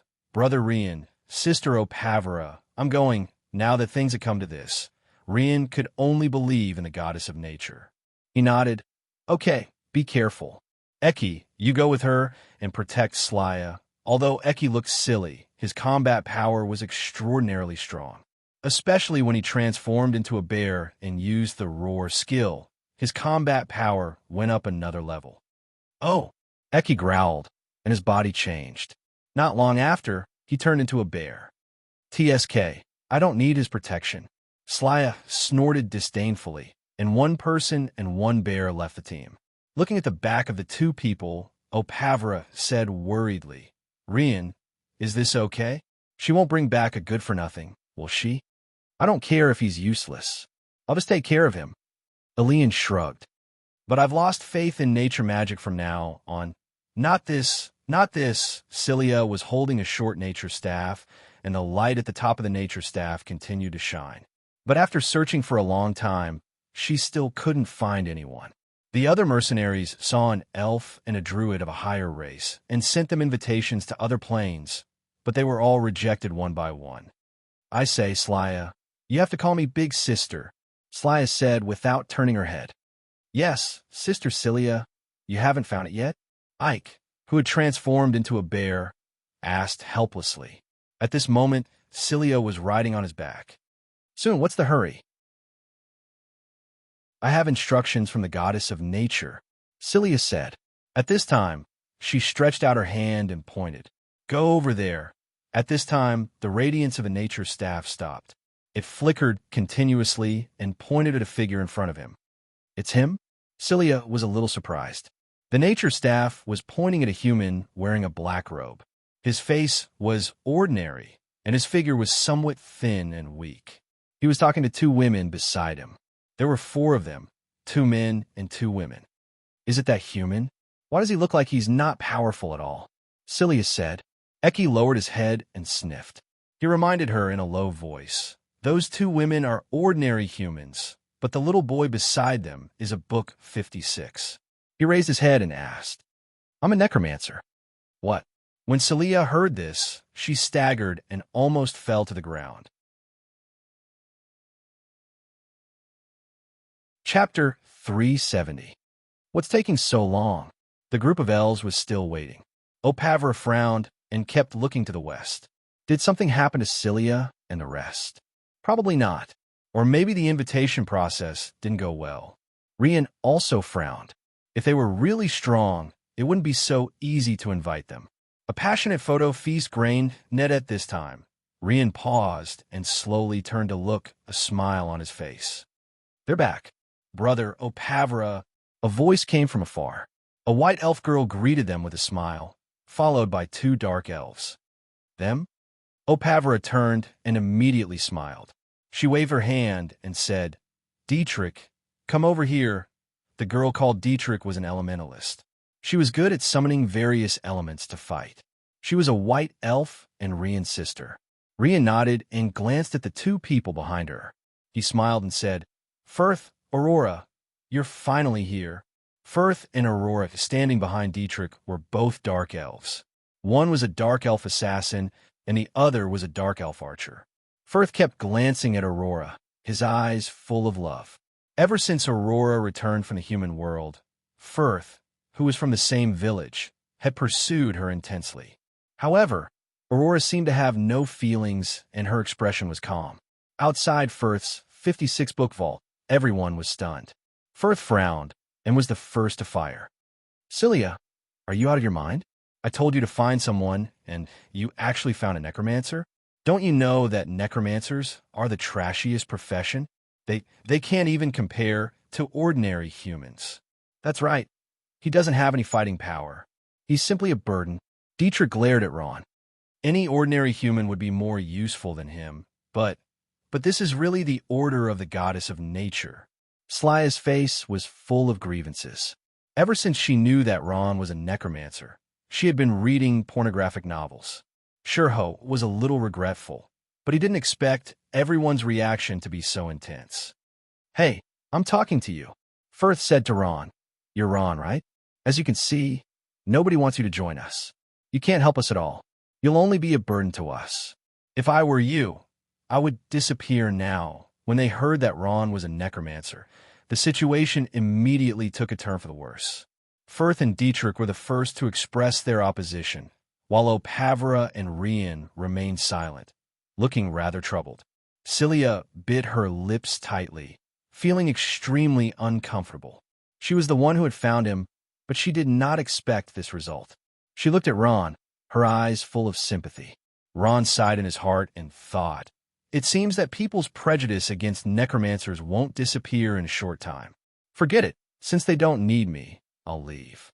Ron, Celia wanted to say something, but her throat seemed to be blocked by something and she couldn't speak. Understand? Ron smiled at her. Thank you for the moon spring water. Looking at the crowd, Ron bowed slightly. Since my arrival has dissatisfied everyone, then everyone, Ron will take his leave. Ron didn't want to say anything more. He turned around and strode away. He didn't want to go to another plane anyway, so it was time to leave. Stop. Go to Grainweb to see the first commercial-free episode. Chapter 371. Ron turned around calmly, only to find that it was Aurora, who had the same name as his lover. He was slightly stunned, and then his eyes turned cold. Is there anything else? Aurora turned to look at Elian and said calmly, Elian, I don't think we should judge his strength so arbitrarily. We should at least give him a chance to prove himself. Prove what? Dietrich frowned. Everyone knows that necromancers are a trashy profession. Aurora, don't be fooled by that name. Necromancers are not magicians. The difference between them is like heaven and earth. Aurora certainly knew about Ron's strength. After not seeing him for a while, she felt that Ron's strength had skyrocketed again. Thinking back, he was already very powerful. Aurora did not know how powerful he was now, but she knew that after a series of events, his strength was definitely not below hers. Novel-ranking pornographic novels, Grainweb. Yes, Aurora. Do you know what it means for him to join us? He can't help us with anything, and we have to take care of him. According to the rules of the mercenary team, we have to give him a share of all our income. Do you think we need to do that? If we really want to form a team, who can't? Firth was also a little surprised. Why would Aurora, who was usually quiet, take the initiative to speak up for a necromancer? Aurora took a deep breath and said to Elian, I still think that we should give him a chance. I believe that the goddess of nature's instructions will not lie. That's right, that's right.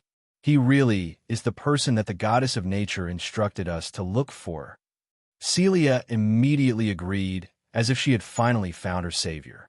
When everyone was doubting her, only Aurora stood firmly by her side. She was filled with gratitude towards Aurora. At the mention of the goddess of nature, Elian had no choice but to express his stance. He pondered for a moment. All right, we can bring you to another dimension and give you a chance to prove yourself. But if you're really just a good-for-nothing, you'll have to disappear by then. Ron was furious when he heard this. According to his character, he should have rejected this. Damn it, now you want me to join, but I don't want to join. But when he came into contact with Saria's clear eyes, Ron compromised. His eyes were filled with pleading. Forcibly suppressing the indescribable humiliation, Ron nodded faintly. All right. Only then did Slaya's heart relax. Aurora looked away with a complicated expression. She knew that she still had not forgotten that person in her heart. Then let's go. Elian glanced at Ron and turned to walk towards the teleportation point. The others hurriedly followed. Ron also hesitated for a moment and quickly followed. A small hand gently tugged at the corner of his clothes. Ron turned around and saw that it was Slaya. She said softly, Ron, thank you. I have always had confidence in you. After saying that, she quickly ran away. Looking at Slaya's back, Ron could not help but feel warm in his heart. A bright light flashed, and Ron only felt his vision turn black. When his eyes adjusted, he had already arrived at another dimension. This was a simple camp. Many merchants had set up tents and were shouting loudly, buying the essence cores of exotic beasts, furs, large quantities, price negotiable, buying all kinds of exotic beast materials, fair price, fast. The merchants here were holding crystal cards in their hands, constantly waving them around. Behind them, the tents were piled high with dimensional bags, all of which were exotic beast materials. Several mercenaries were trading here. Although these merchants did not seem very powerful, behind them stood quite a few master-level experts.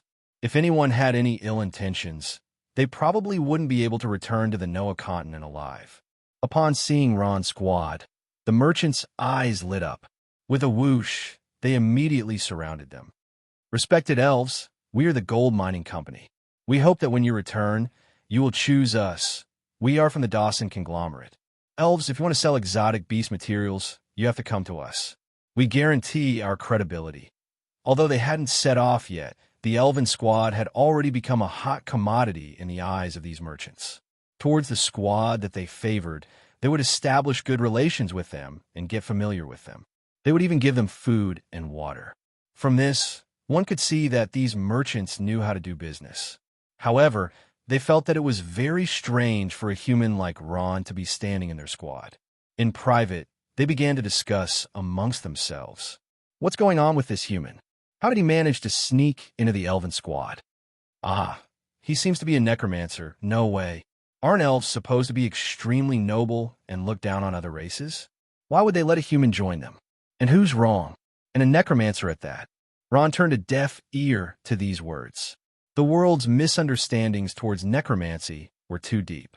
Elian politely declined the merchant's offers of food and water, then led everyone out of the crude camp. The dark sky, the blood-red sun. The entire plain was filled with a strange, devilish energy.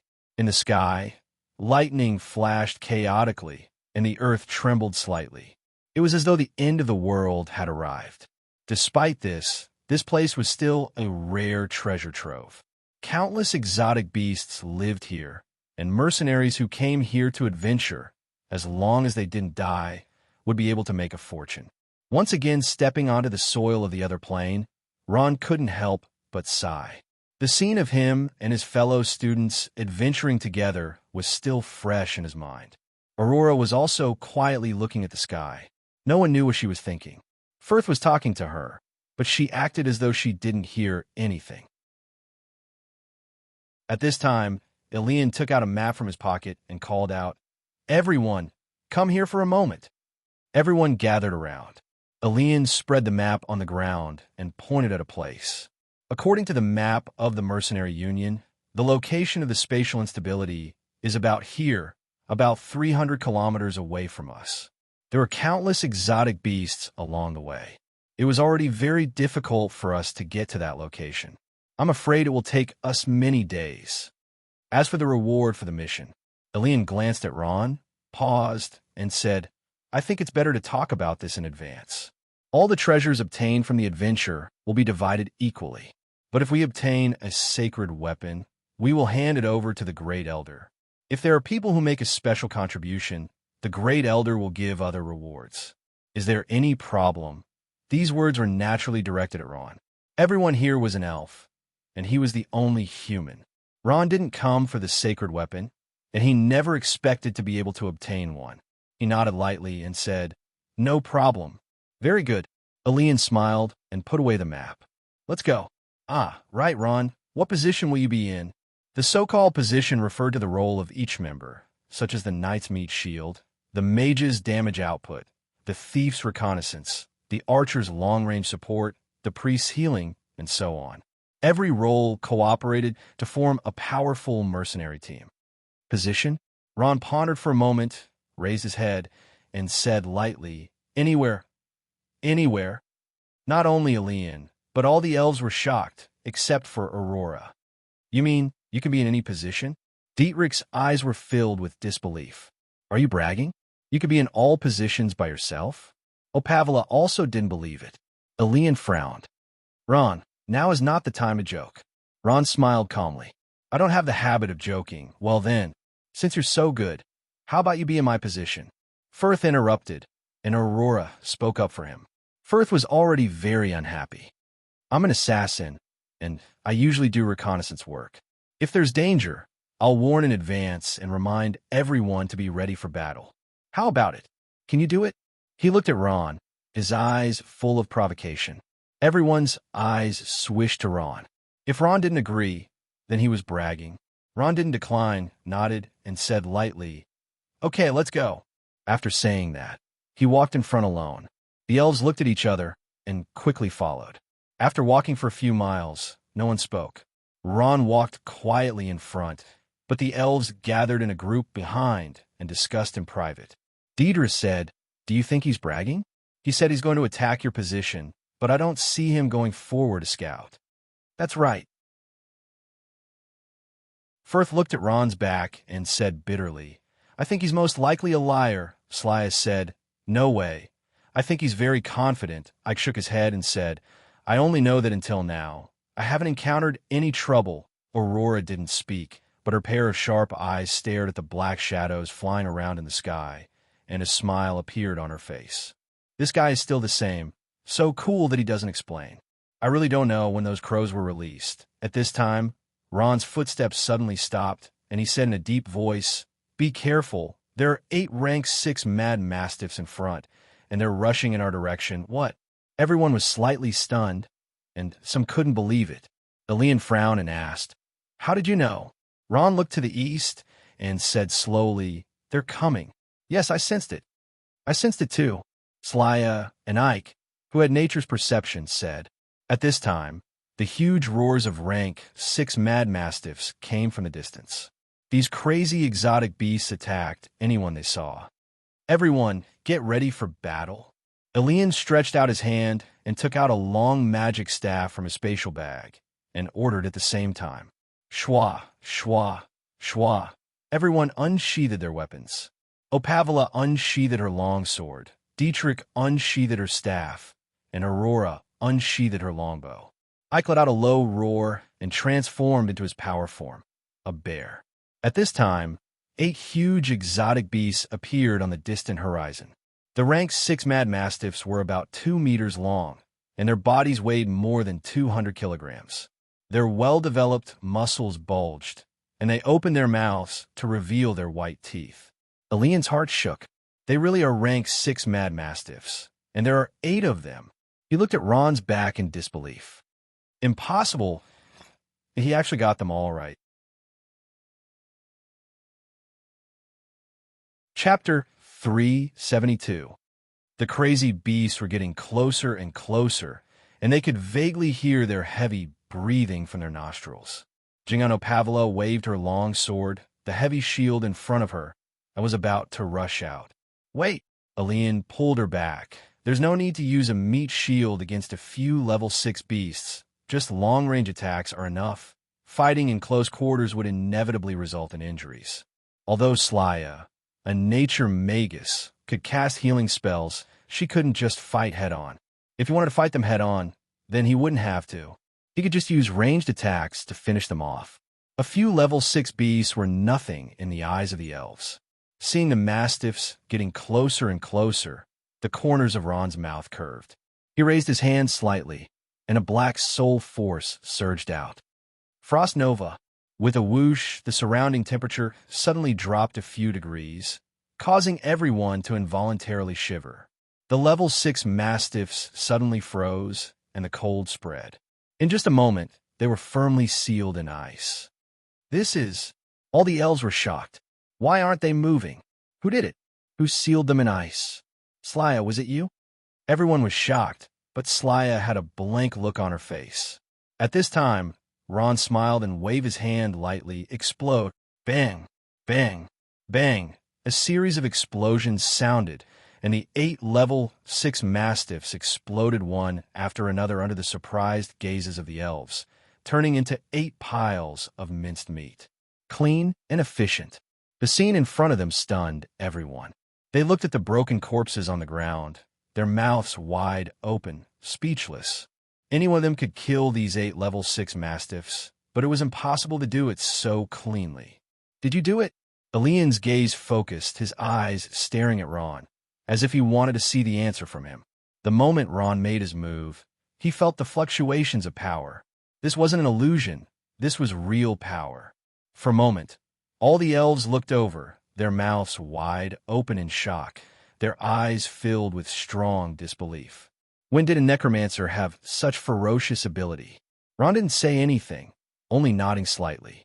How is this possible? Dietrich's eyes widened. In an instant, she felt as if her worldview was about to be overturned. Did you really do it? Firth asked, even though he didn't want to admit it, but killing all those berserk mastiffs in an instant was indeed a beautiful move. He knew that he couldn't do it. Like I said, the goddess of nature's instructions can't be wrong. Ron is a strong man. Among those people, the happiest one was, of course, Celia. Ron's strength proved that her choice was not wrong. She looked at everyone proudly. Everyone was shocked. Only Aurora was calm. She had expected all of this. Ron's strength was not in the 56 book vault. The elf's sense of class was very weak. Even though Celia was a princess, she never put on the airs of a princess. The rarest thing was that the others also didn't treat her as a princess. They played together like friends. Seeing this scene, Ron couldn't help but sigh. The elven forest was indeed a carefree paradise. It was far away from the hustle and bustle of the world, and the elves were as close as sisters. There was very little intrigue, and there was no concept of class. It was a strong contrast to the deceitful human world. No wonder the elves hid in the elven forest all their lives and were unwilling to come out. Ron and the elves quickly packed up the spoils of war, the essence cores of the 8th-grade 6 berserk mastiffs. As for the fur, flesh, and other things, they were all broken and useless. After packing up, Ron and the others continued on their way, talking and laughing. On a high mountain peak in another plane, a mercenary group of about 50 people was stationed here, surrounded by tents. A middle-aged man had his hands behind his back, calmly standing on a protruding rock without moving. He didn't seem to be afraid of the fierce mountain wind. He calmly looked at the gloomy sky, as if waiting for something. Behind him, there were dozens of people from the mercenary group, standing in a neat formation.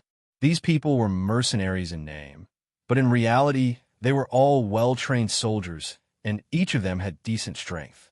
Boom! At this time, a bolt of lightning streaked across the sky, illuminating the originally gloomy sky as bright as day. Like a long snake, the lightning streaked across the sky and directly bombarded a tree. Not long after, the tree was set ablaze. The middle-aged man calmly looked at the distant flames, pondering something. "Father, the wind here is very strong. You have to take care of your body." A young man walked up and put a thick cloak on the back of the middle-aged man. "No need." The middle-aged man turned around. He was surprisingly the venomous Manicorn Knight of the Kingdom of Doro, a powerhouse of the sacred domain, Ram. Standing beside him was his son, Renaud. Ram took a deep breath and tightened his cloak. He glanced at Renaud and nodded. Renaud followed Ram's gaze and also looked at the sky. He smiled. "The spatial fluctuations here are getting stronger and stronger. Perhaps the Saint artifact will appear soon. Father, perhaps your wish will come true soon." Ram faintly smiled. How could it be so simple? The appearance of the Saint artifact will definitely lead to fierce competition.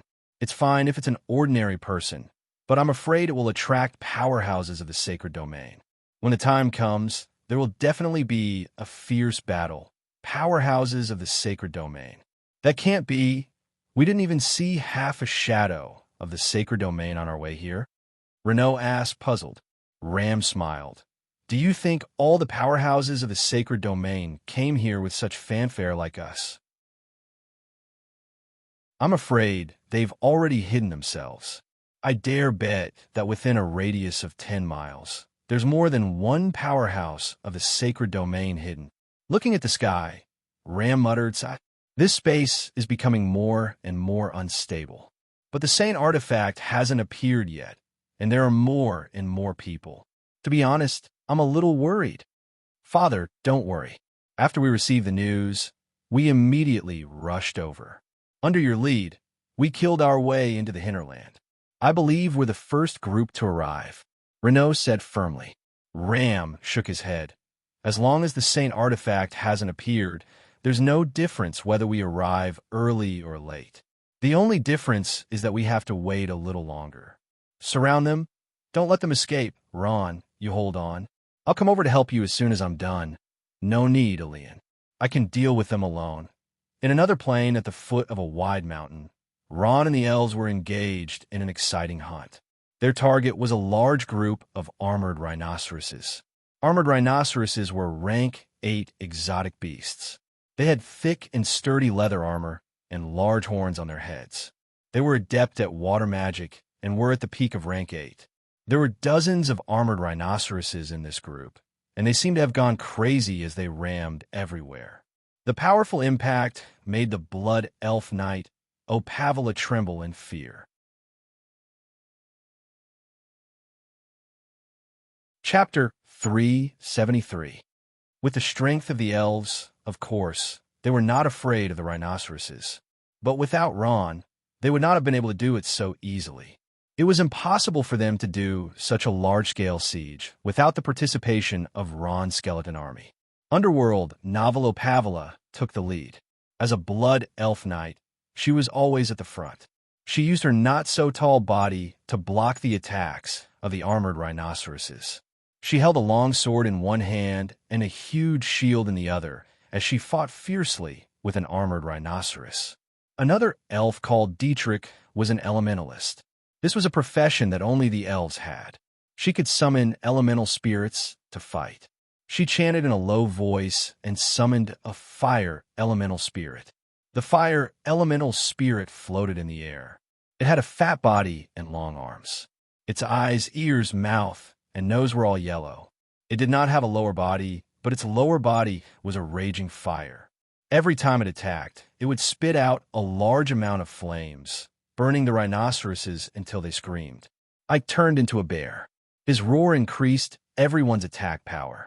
He stood on two legs and slapped the rhinoceroses with his huge bare paws, biting them. Firth was very fast.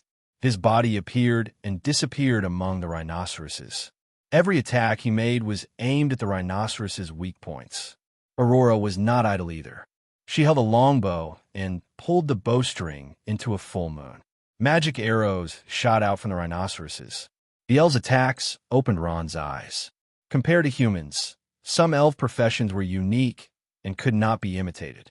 The most normal one was Grand Magus Elian. He was almost the same as a human Grand Magus. The difference was that he was a fire and water Grand Magus. At this time, Elian's voice came to his ear. Ron, think of a way to gather them. I will destroy them all at once. Killing them one by one was too painful. Even if they won, they would suffer great losses in the end. So Elian decided to use a large-scale magic attack to destroy them all at once. Okay, Ron nodded. He did not ask for the reason and agreed. At the same time, he began to summon. He stretched out his hand slightly and raised the orange bone staff. Countless soul power surged out crazily. As he chanted in a low voice, hexagrams rose from the ground one by one. Black Night. Not long after, more than 10 dark knights stood in front of everyone. They wore heavy armor and held spears in their hands. They stood on the battlefield like stone statues. What a powerful aura! The appearance of more than a dozen black knights shocked all the elves. Not to mention the terrifying number. The strength of these undead creatures was too strong. Ron's current strength was very strong, very strong. After stepping into the realm of Advanced Magister, his strength had increased by leaps and bounds. Summoning a dozen black knights was as easy as blowing off dust for him. At this time, he led the black knights to charge at the armored rhinoceros. Huge iron hooves stepped on the ground, and the black knights holding spears fought with the iron-armored rhinoceroses. Ron controlled the black knights with his thoughts and cooperated with the skeleton brave to drive the iron-armored rhinoceroses to the center. Elian's body flashed and teleported away, reappearing on a tall mountain peak. He looked down coldly and gently waved the magic staff in his hand. Then, the surrounding space became restless. Fire elementals active in nature, in my name, accept my call and burn all the enemies in front of me. As Elian chanted, countless fire elementals gathered in the air. Not long after, a round fireball formed in the sky. The fireball grew bigger and bigger. At this time, the fireball changed. The fireball in the air grew wings, a tail, and a small head. Not long after, a living bird-like creature appeared in front of everyone. The firebird flapped its wings in the sky, sprinkling down rays of light. It was like the sun illuminating the entire battlefield. At the same time, it emitted a powerful aura. The armored rhinoceroses on the ground looked at the sky in fear and howled in despair. Hurry, hurry, and leave the battlefield. As if sensing Elian's plan, Opavala shouted loudly. She was the first to leave the battlefield. The others didn't stay idle and used their best escape skills to leave the battlefield. Ron was no exception. Seeing that it was about time, Elian smiled coldly and waved his hand. The huge firebird in the sky swooped down. Burn, firebird! Boom! A track fell to the ground with a huge roar and exploded in an instant. The flames rushed directly into the air. The hot flames continued to spread in all directions. The whole battlefield turned into a huge furnace. Those who were closer could feel the heat waves. Ron and all the elves stood at the foot of a small mountain, quietly watching the flames burn. The flames rushed into the sky and reflected half of Ron's face. What a powerful fire magic. This Elian is really not simple. Ron was full of admiration for Elian's strength. He turned his head slightly to look at Elian. Elian happened to look over, which made Ron stunned. Elian gave him a friendly smile. Well done. Ron smiled. Happy cooperation. Elian nodded and replied. Ron, you're too powerful. You can actually summon such a powerful undead creature. At this time, a fawn bounced in front of Ron, smiling like a flower. You are. Ron froze for a moment. He didn't know when a fawn had appeared in the team, but the voice was a little familiar. At this time, he saw that the fawn only had the body of a deer. The upper body was still human. She was holding something like a spear in her hand. The tip of the spear was like a budding flower. Hi, Ron, I'm Cilia. Don't you recognize me? Cilia heard and giggled. Then, she changed back to Cilia's appearance. Pavla laughed. Ron, don't mind her.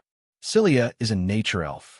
She can turn into the fighting form of a tree ant, and can also turn into the spellcasting form now. Under Pavla's explanation, Ron learned that green elf mages had two forms.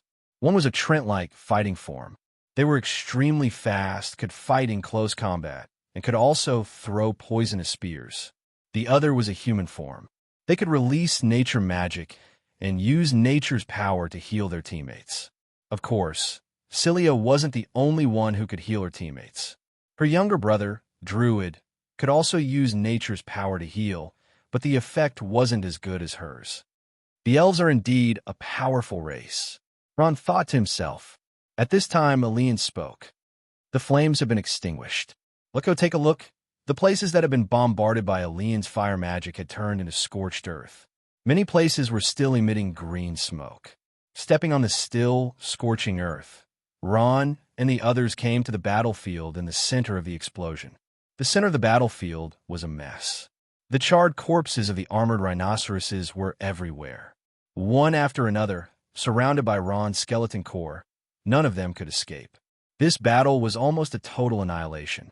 Of course, Ron's skeleton core were all buried with them. So many armored rhinoceroses. Hee, we're rich, we're rich. Cilia was grinning from ear to ear. The armored rhinoceroses were a type of exotic beast that was difficult to deal with. They liked to live in groups and were powerful. Their entire body was filled with treasures, the most valuable of which was the horn on their head. This horn was several times more expensive than everything else on their body, including their core. It was an expensive material that was difficult to find in large material stores. It could be found in the black market, but it was basically priced at a sky-high price. Elian, Pavla, and the others also smiled.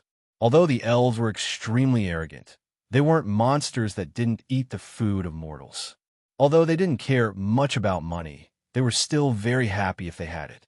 The 8 of them split up and cut off everything that could still be used for horns from the armored rhinoceros' corpses. Of course, this included the most pornographic materials. Valuable horns. When they were done, the sky was completely dark. Let's go. Let's find a place to rest. Elian said with a frown as he looked up at the sky. The 8 of them packed up everything and then followed Elian to a place at the foot of the mountain that was sheltered from the wind. They set up camp, and soon a fire was lit. Ron here. In front of the fire, Pavla, who was sitting beside Ron, handed something to him. It was a fruit from a plant. She motioned for Ron to eat it. What is this? Ron took a bite. It was fresh and sweet in his mouth, and the fragrance overflowed. Only then did he notice that all the elves were eating this. This is pure fruit. It's the fruit of a tree in our elven forest. Pavla said embarrassedly. Sorry, Ron. We don't eat meat, so we didn't prepare anything. We can only eat these things. It's fine. It didn't matter to Ron whether there was meat or not. He had always been used to a poor life. As long as he could eat, he would eat anything.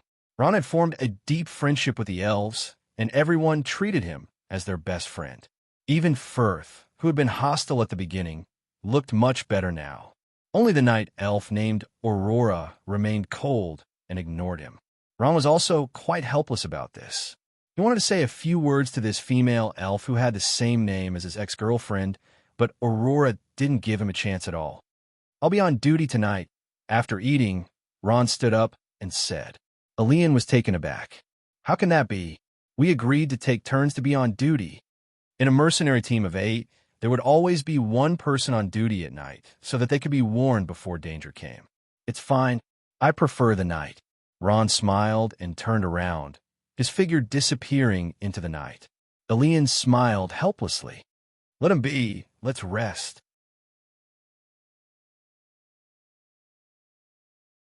Chapter 374. It was late at night. The sky was dark. There was no moon in the night. It was so dark that one couldn't even see their own fingers. Novel ranking. Grain web, a crow flew up from the tree, circled around, and then landed on the tree, its small eyes vigilantly staring at everything around it. Ron was sitting on a small hill, reading a pornographic novel. On a high rock, he closed his eyes and rested. Through the crow's eyes, every movement around him didn't escape his surveillance. At the foot of the hill, there were several tents scattered. That was the place where the elves slept. The night wind blew, blowing out the only sparks in the bonfire. After an unknown amount of time, suddenly, Ron's eyebrows moved. He who was resting with his eyes closed suddenly opened his eyes bursting with light. There's a situation. A voice cut through the silence of the night sky. Ron stood up, his pair of dark eyes sweeping around. What? The elves were also very vigilant. They turned around and drilled out of the tent. Opavala was even more ruthless. Her sharp sword was already in her hand. It seemed that she was used to putting her sword beside her when she slept. By the river. Ron pointed at the small river where they were camping and shouted loudly. At the same time, his body jumped high and landed on the ground. What is that? Slaya put her hand on her forehead. The river was covered in fog, and she could vaguely see something gray in the fog. It seems to be a person. Aurora's eyes looked at the strange thing. This mysterious guy had escaped the crow's detection. That guy is underground. At this time, Ron's face changed. He raised his hand. A bone spear suddenly appeared in his hand, and he fiercely stabbed the ground below him. Bang! As if it had stabbed into flesh, blood splashed from the ground. At this time, the ground suddenly burst open, and a black fog crazily rushed out. Roar! A wild roar shook everyone's soul. It was a kind of fear that came from the depths of their soul. Not long after, a human-like monster stood in front of everyone. What appeared in front of everyone was an extremely terrifying-looking monster. The monster was about 2 meters tall and stood like a human. Its thin and long body was covered with dark gray spots, and its ferocious face gave off a sinister aura. Its wide-open mouth was full of sharp teeth. There was a pair of huge wings on its back, and its arms were small tentacles, just like the tentacles that had attacked Slaya. It was incomparably terrifying. What is this thing? Seeing the monster in front of them, everyone was shocked and stunned. To see the first commercial-free episode, please go to Grain Network. Chapter 375. No matter what it is, let's kill it first. Ian gritted his teeth and said. Novel leaderboard under Ian's lead. All the elves took out their weapons, and for a moment, all kinds of light bombarded that mysterious monster. Boom, boom, boom. Light flashed continuously, and the elves' magic was not for show, and for a moment, magic flooded the monster. The monster screamed crazily in pain, and its tentacles twitched quickly, twisting together and turning into a human arm. It opened its 5 fingers, and a black ball of light suddenly blasted towards everyone. That monster also began to fight back. What? Ron was secretly shocked. This monster actually used soul power. However, its counterattack was futile. Under the attacks of the 7 elves and Ron, it was beaten back. They're so strong. At this moment, the monster's eyes were full of fear. The monster did not expect this elven team to be so troublesome. It was now covered in wounds. Of course, an elven team with good cooperation was much stronger than the average human mercenary group. It screamed and clenched its hands into claws, forming a huge black ball of light in an instant. Not good. It's trying to escape. Ron saw the monster's behavior and shouted, "We can't let this monster go," Opavala said righteously. She remembered that so many people died tonight because of this monster, and the anger in her heart suddenly rose. Kill! Ian did not speak. He was full of righteousness, and he would never let this harmful monster go. Boom! The huge black ball of light hit the ground, and the powerful soul power continued to spread in all directions. Everyone dodged in time, giving the monster a moment to breathe. Its legs suddenly kicked, and huge wings spread open. In just a moment, it had already fled dozens of meters away. "Where do you think you're going?" Aurora shouted, and her eyes became cold. She took out an arrow from the quiver at her waist and pulled the bowstring into a full moon. With a whoosh, the arrow flew out like a meteor. The monster's speed was very fast, but the explosive arrow was even faster. With a boom, the arrow pierced the monster's body and exploded. Pieces of flesh and blood splattered everywhere. The monster was caught off guard and was heavily injured. "Well done, Aurora," Opavalus said. "Awesome." Ian smiled. "Oh." The monster suddenly turned its head and stared at Aurora with its blood-red eyes. It was as if it wanted to remember her in its heart, and its eyes emitted a strong hatred. "I will come back and kill you. I will definitely." The monster screamed crazily and disappeared into the night sky. "What?" Everyone was stunned. The monster was the first to speak, which meant, "He's not a beast, he's a magical beast." Rian took a deep breath and said, "That's right, he's an intelligent creature." Cilia also said, "He's different from those crazy beasts. If we let him escape, there will be no end to our troubles." "Let's chase after him," Dietrich said. The 8 of them quickly chased after the monster, but they couldn't even see the monster's shadow. "Damn it, we actually let him escape." Cilia stomped her feet in anger. She would never forget the feeling of her soul being almost pulled out when the tentacles pierced her body. "He can't run that far. I think he must be hiding," Ron said. He used the crows in the sky to keep an eye on the monster, but the monster suddenly disappeared as if it was invisible. Ron couldn't do anything about it. "This guy can actually become invisible like a thief," Opavalus said fiercely. "If only we had a huntress. She has a skill called Owl that can see through invisibility." Everyone found nothing and could only return to the camp. The sky was already bright. "Let's continue on our way," Ian said. After a whole night of trouble, he was no longer in the mood to sleep. Everyone silently packed up and continued on their way. Along the way, no one spoke. "Aurora, what are you thinking about?" On the way, Firth asked Aurora who was next to him. "Aurora?" Ron was stunned. He turned around and couldn't help but laugh. Ron thought, "I'm a little dazed." "This Aurora isn't that Aurora," at this time Aurora replied. "I'm thinking, what kind of monster attacked us just now?" I don't know," Firth said awkwardly. Opavalus smiled and said, "The most knowledgeable one among us is Ian. Why don't you ask him?" Everyone's eyes turned to look at Ian. Ian was deep in thought. When he heard the question, he raised his head and smiled. "Indeed, I was also thinking about this problem, about the monster last night. I searched through all the knowledge I learned in my mind, and there's only one that matches." "What is it?" Everyone was interested when they heard this. A thoughtful expression appeared on Ian's face. "That is a legendary magical beast. Not to mention the recent hundreds of years, even thousands of years ago, there was no trace of it. I once saw in the ancient literature of the elves that there was a record of this magical beast appearing on the continent of Omros 100,000 years ago." "That's the legendary continent?" Firth was surprised. "It is said that our ancestors came from this continent. Is this true?" "I don't know. Legends are legends after all. There is no evidence to prove this at present," Ian said with his hands spread out. "After all, 100,000 years is too far away," Aurora said. "Let's get back to the main topic. What is that magical beast?" Ian nodded. "It has a tall black body, 10 thick and long tentacles, a pair of wings on its back. It has the ability to devour souls and can strengthen itself by devouring souls. Its name is Soul-Devouring Beast." Soul-Devouring Beast? Everyone was shocked.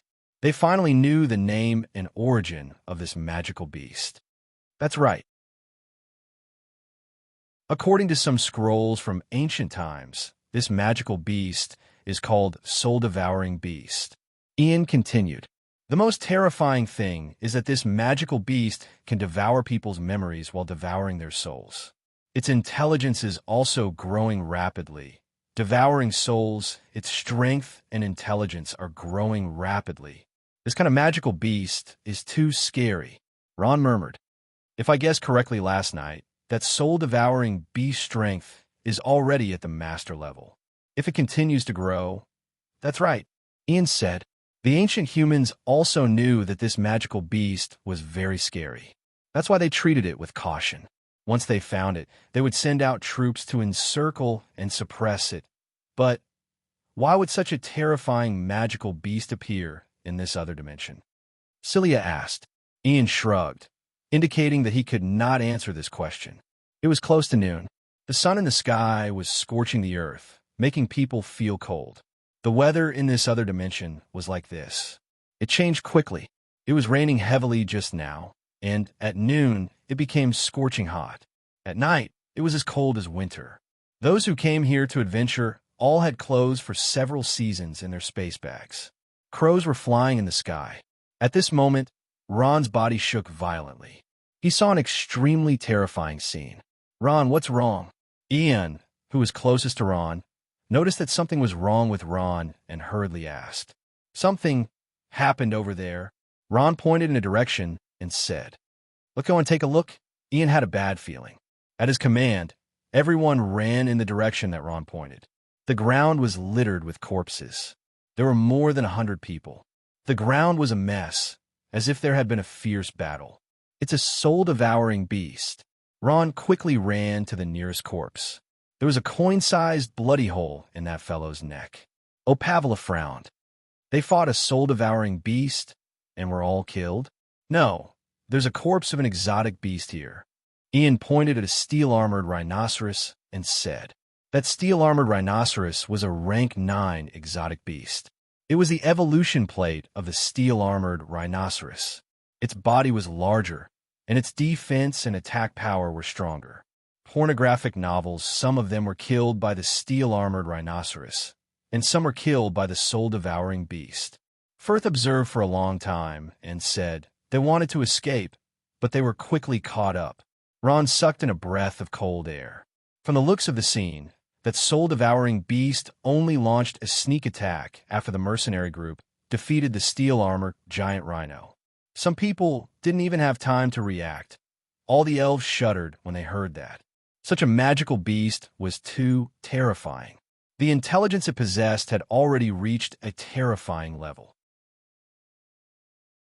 This magical beast is too shameless. Celia could not help but curse fiercely. "Should we chase?" Opavela asked, looking at Ian. "We can't." Ron shook his head. "These people seem to have died not long ago. He's deliberately hiding. We're not familiar with this other plane, so it's impossible to find him. If I find him, I'll definitely kill him," Opavela said angrily. From the traces last night, that magical beast strength was not high. They should be able to kill him if they gathered the strength of the entire elven team. After the elven team left, a figure slowly appeared at the bottom of the cliff at the foot of the mountain. Soul-devouring beast. The scars for being shot by Aurora last night had completely healed. His black skin was as smooth as steel. At this moment, his hands were like human arms, but when he devoured souls, they would turn into terrifying tentacles. Humph, humph, humph. This group of hateful elves, the soul-devouring beast sneered. His gaze swept over the crows flying in the sky. "You think I don't know? Those crows are your eyes. They're not real crows, but formed from soul force." Looking at the crows in the sky, he could not help but swallow. Soul force was his food. Unfortunately, they're too strong. The current me is still not their match. The soul-devouring beast shook his head, his eyes full of regret. "There must be a soul force cultivator among them, but I don't know who it is. Could it be that elf woman who shot me last night? It must be. Hee. I really didn't think that that sacred weapon would attract so many humans. I've been hungry for so long. It's time to eat my fill. As for that elf woman, The soul-devouring beast's eyes were filled with intense, murderous intent. Ever since he was born, no one had been able to injure him so heavily. At this moment, his hatred for Aurora had reached the extreme. "Wait for me. I'll definitely come back. I definitely won't let you off."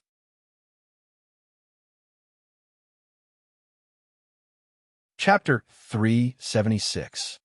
This is already the 7th wave. Rian's expression was somewhat grave. He quietly looked at the corpses on the ground, suppressing the anger in his heart. These were all living people. Just look at the entertainment picture. There were corpses all around the Elven team.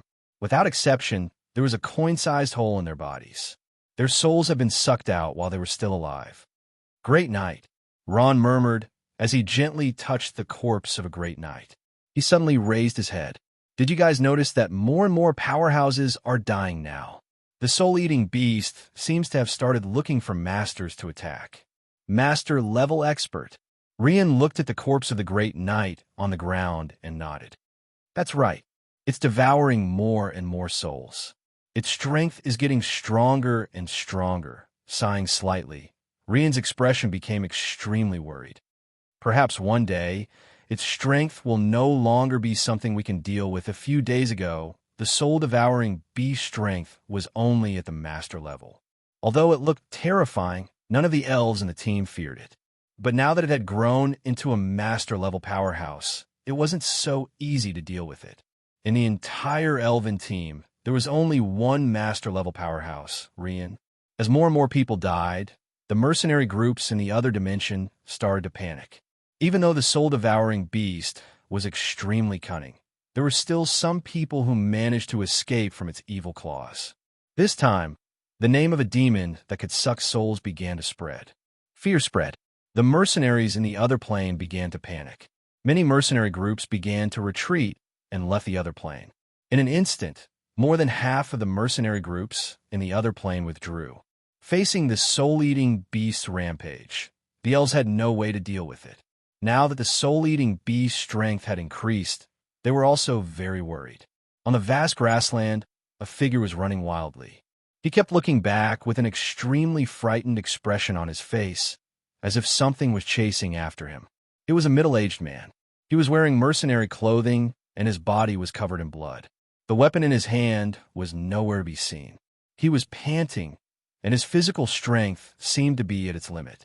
At this time, a figure approached like the wind.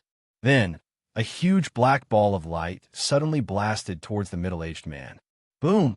A large crater appeared on the ground. The middle-aged man's body was flipped over by the shockwave and fell heavily to the ground. Don't kill me."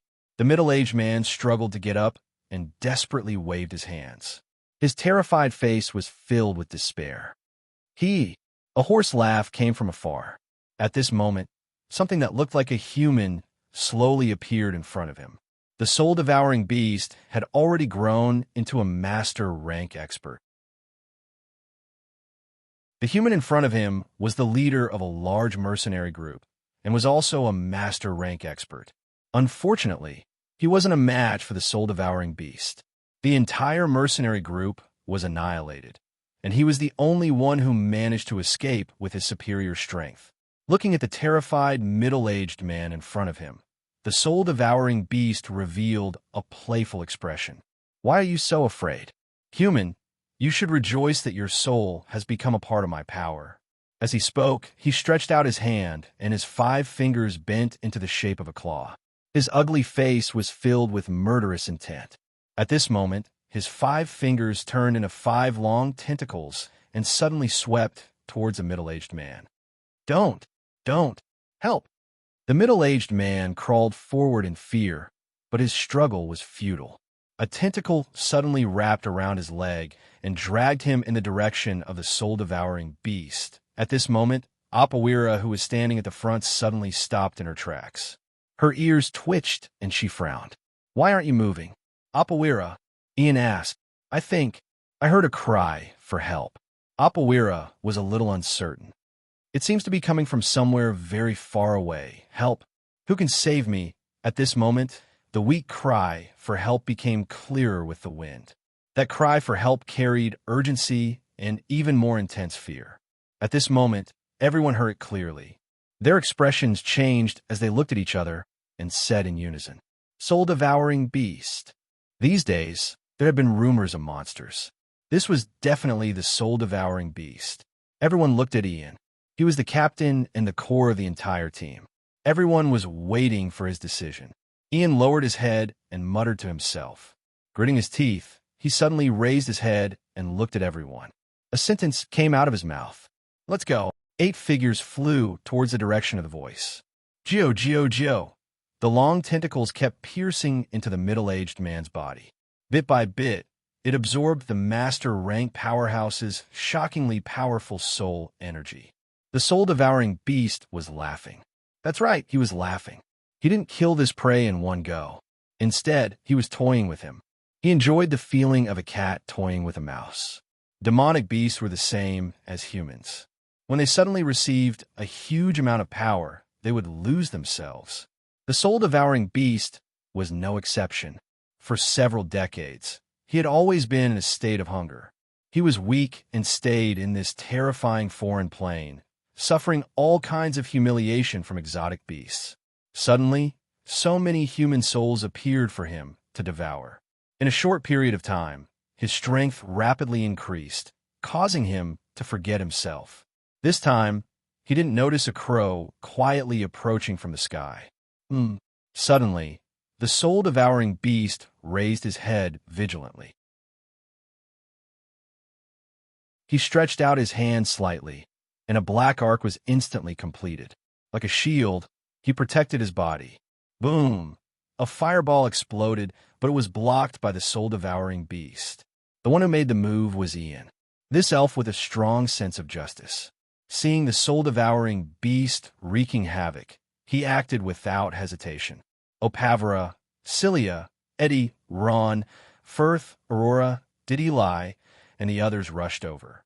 They stood in their battle positions and prepared for battle. Their weapons were already in their hands. "It's you guys." The soul-devouring beast laughed. "I didn't expect you guys to find me." Opavera clenched her silver teeth and said hatefully, "Monster, your time of death has come." "Is that so?" The soul-devouring beast gently turned around with a smile on his face. He spread out his hands and said, "How do you plan to kill me? Save me. I beg you."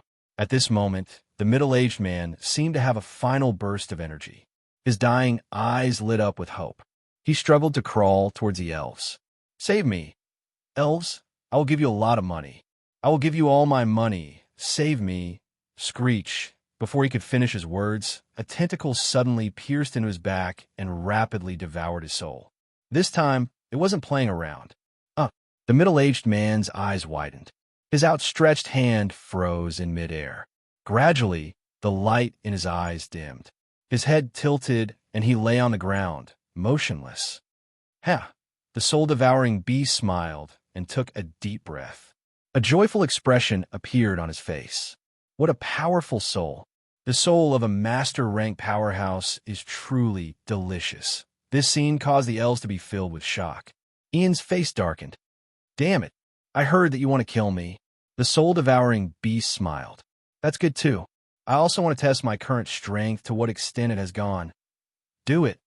Ian didn't waste any more words. He waved the staff in his hand. Without any incantation, a large fireball suddenly blasted towards the soul-devouring beast.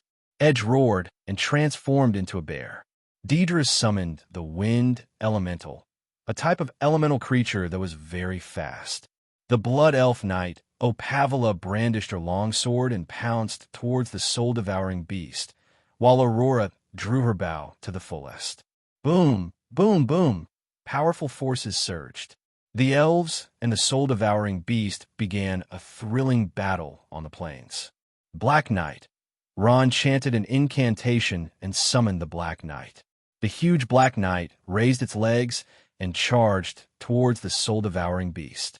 The soul-devouring beast forced the Blood Elf Knight Aurora and the Druid Edge back.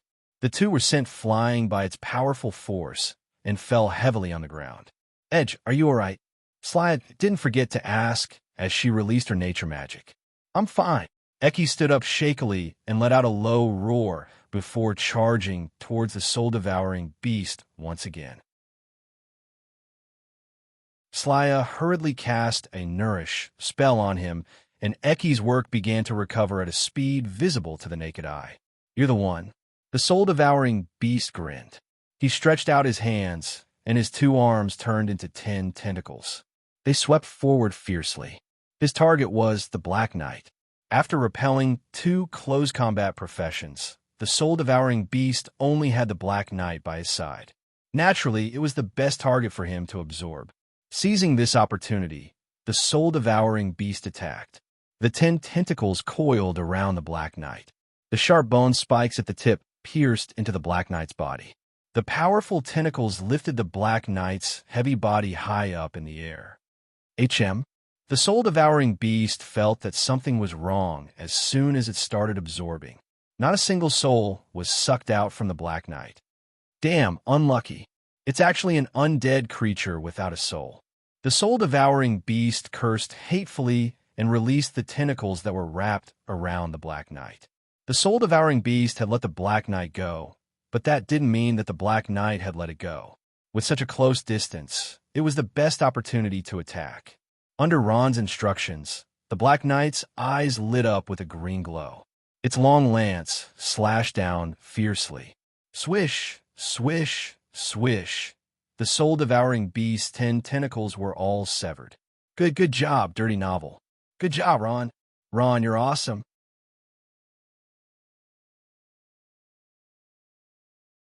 Chapter 377. Damn it, the soul-devouring beast was in pain. Although his tentacles could grow out again, the pain wasn't easy to endure. He growled and mobilized the soul energy in his body. The place where the tentacles had been cut off shook for a while, and the 10 tentacles grew out again. Damn it, he recovered. Opavra was shocked and angry. He has the ability to recover. We have to kill him completely, Rian said calmly. Deidre's almond eyes were frosty. Kill! The fierce battle continued. Countless spells, arrows, bone spears, and so on greeted the soul-devouring beast. Under the perfect cooperation of the Elven team and Ron, the powerful soul-devouring beast couldn't take it. Every one of them was a powerhouse. When they worked together, they were even stronger. Ron, who could use soul ignition, was even more unfathomable. The soul-devouring beast resisted with a trace of fear in his eyes. He finally understood how difficult it was to deal with this small but tyrannical elven team. At this moment, he already had thoughts of retreating. Just you wait, the soul-devouring beast roared. He spread his wings and rose up. He wants to escape. Kill him in the air, the elves all shouted. Those who could release long-range attacks desperately attacked the soul-devouring beast in the air. They had to severely injure this guy. It's no use. The soul-devouring beast laughed strangely. He opened his arms and formed a huge shield. He blocked all of Rian's spells, Aurora's arrows, and Ron's bone spears. Damn it, he actually blocked it. Opavra's eyes turned red. Physical defense? Watch me. Ron snorted. He waved his hand, and a green ball of light shot towards the soul-devouring beast. Death Coil. Death Coil was a dual attack of physical and soul. It ignored physical defense and directly attacked the soul.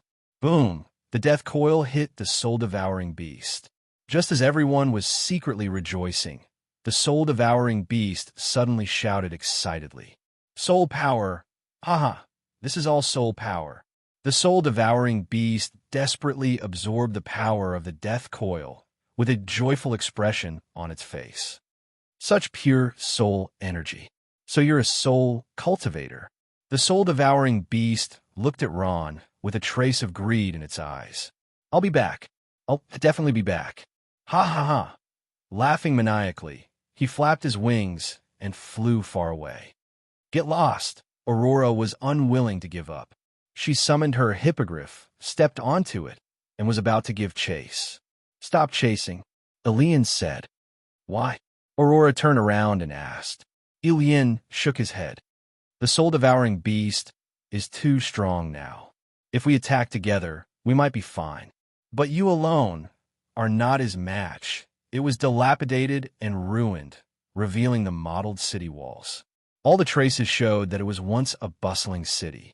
Two people and a bear walked quietly on the desert like Gobi Desert. The sun in the sky roasted the earth. Grandpa, why are cities like this everywhere? Is this some kind of ruin? A pleasant voice asked. This is a different dimension. The white-bearded grandfather smiled. But I don't know where this place is. Indeed, it looks like ruins. Even you don't know? The woman looked disappointed. Then do you know when this dimension appeared? The history of this dimension is very long. The white-bearded grandfather said with a smile. I've been here before I was a sanctuary. Not to mention me. Even your mentor's mentor wouldn't be able to say anything about it. One of them was Shea, and the other was Shea's grandfather, Aqua Blue Sword St. Corbett. Needless to say, that bear was Bear Cub. At this moment, he was hanging his head, looking listless. After Shea resigned from her position as a teacher at Ballarak's Academy, she returned to her grandfather's Barbaran kingdom with wounds all over her body. She returned to the place where her grandfather lived in seclusion. What's wrong? You still can't forget that kid? Corbett asked. He saw that Shea was a little disappointed. Shea waved her hand. No, I'm already in the past. He's always liked Aurora. I think he still likes you. Otherwise, how could he have developed a relationship with you?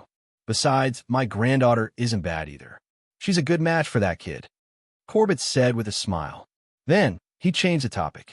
Shea, don't take it to heart. Actually, men are like that too. To a real powerhouse, a few women are nothing. Thinking back, I was so flirtatious. I fell in love with every woman I saw. In the end, the elven woman I finally got my hands on, oh, your grandmother, ran away in a fit of anger.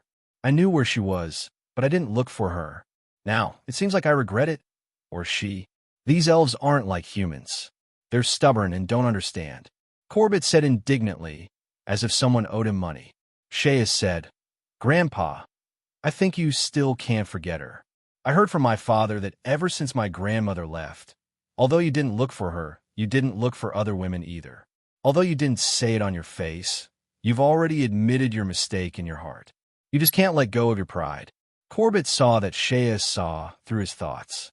He laughed a few times. I'm old. What pride? Even if I went to see her, she might not be willing to see me. It's not easy to enter the elven forest. Besides, your grandmother got married after she returned to the elven race. I don't want to disturb them, but you have to hurry up with Ron.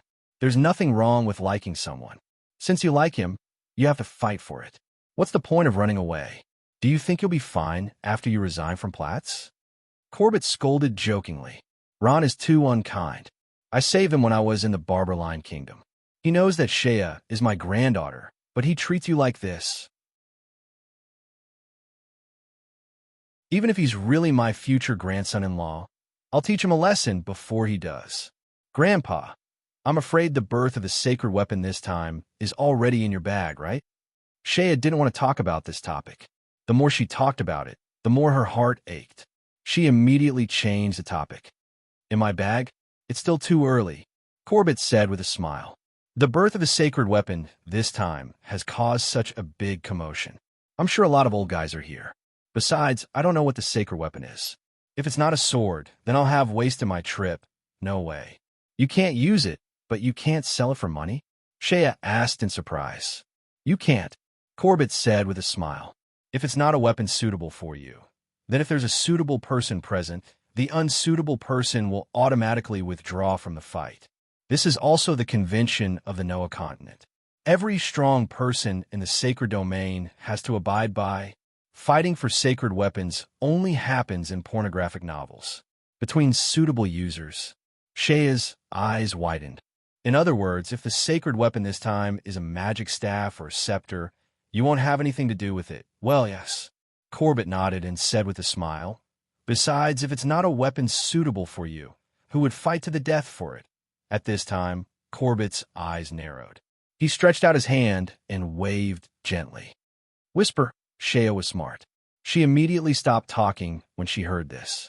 She looked at her grandpa's serious face. After a while, she asked softly, Grandpa, what's wrong? Corbett smiled. It's nothing. I met an old friend. Looks like I have to go and say hello. At this time, two figures appeared on the distant horizon. The one in front was obviously an old magician. He was riding on a white horse, and beside him was a young man. The young man was following closely behind with a respectful look. F.A. Lon, the fire wizard saint of the Roland Empire. However, he had been living in seclusion for a long time. In the Roland Empire, he was only a fire wizard saint in name.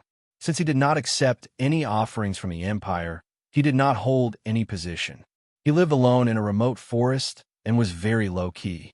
Many people in the Roland Empire did not even know that there was such a fire wizard saint in the Roland Empire. Sir F.A. Lon. Corbett smiled and took the initiative to greet F.A. Lon. Isn't this Sir Corbett? F.A. Lon smiled in a friendly manner.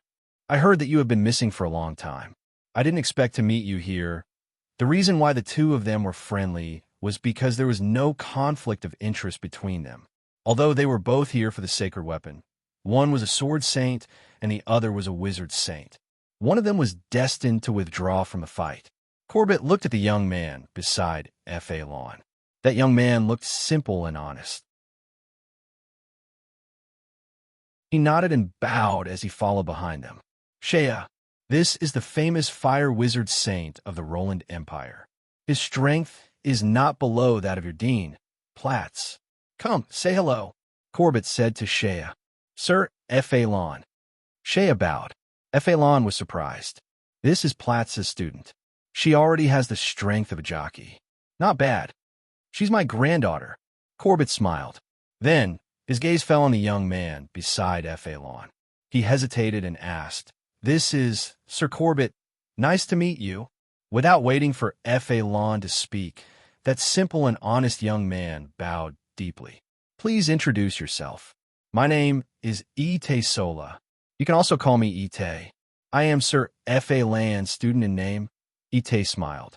But Sir F.A. Lon has not officially accepted me as a student. It's like this.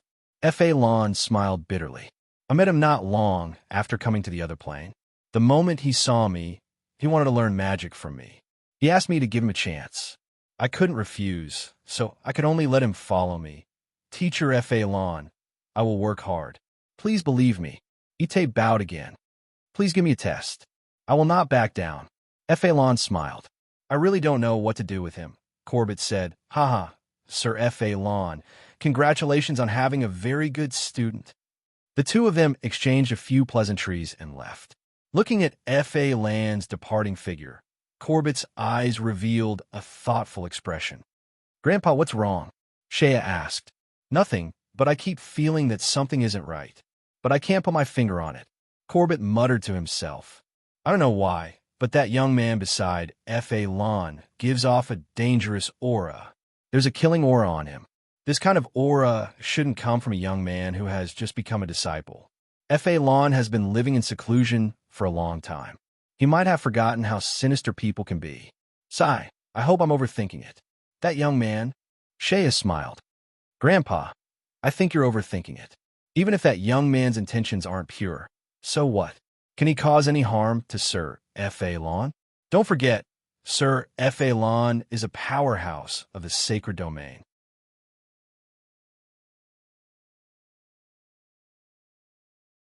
Chapter 378. Rolling yellow sand covered the sky. This was no longer the Gobi Desert, but rather a desert. Grain web, two figures were walking slowly amidst the dancing yellow sand. I say, why are you doing this?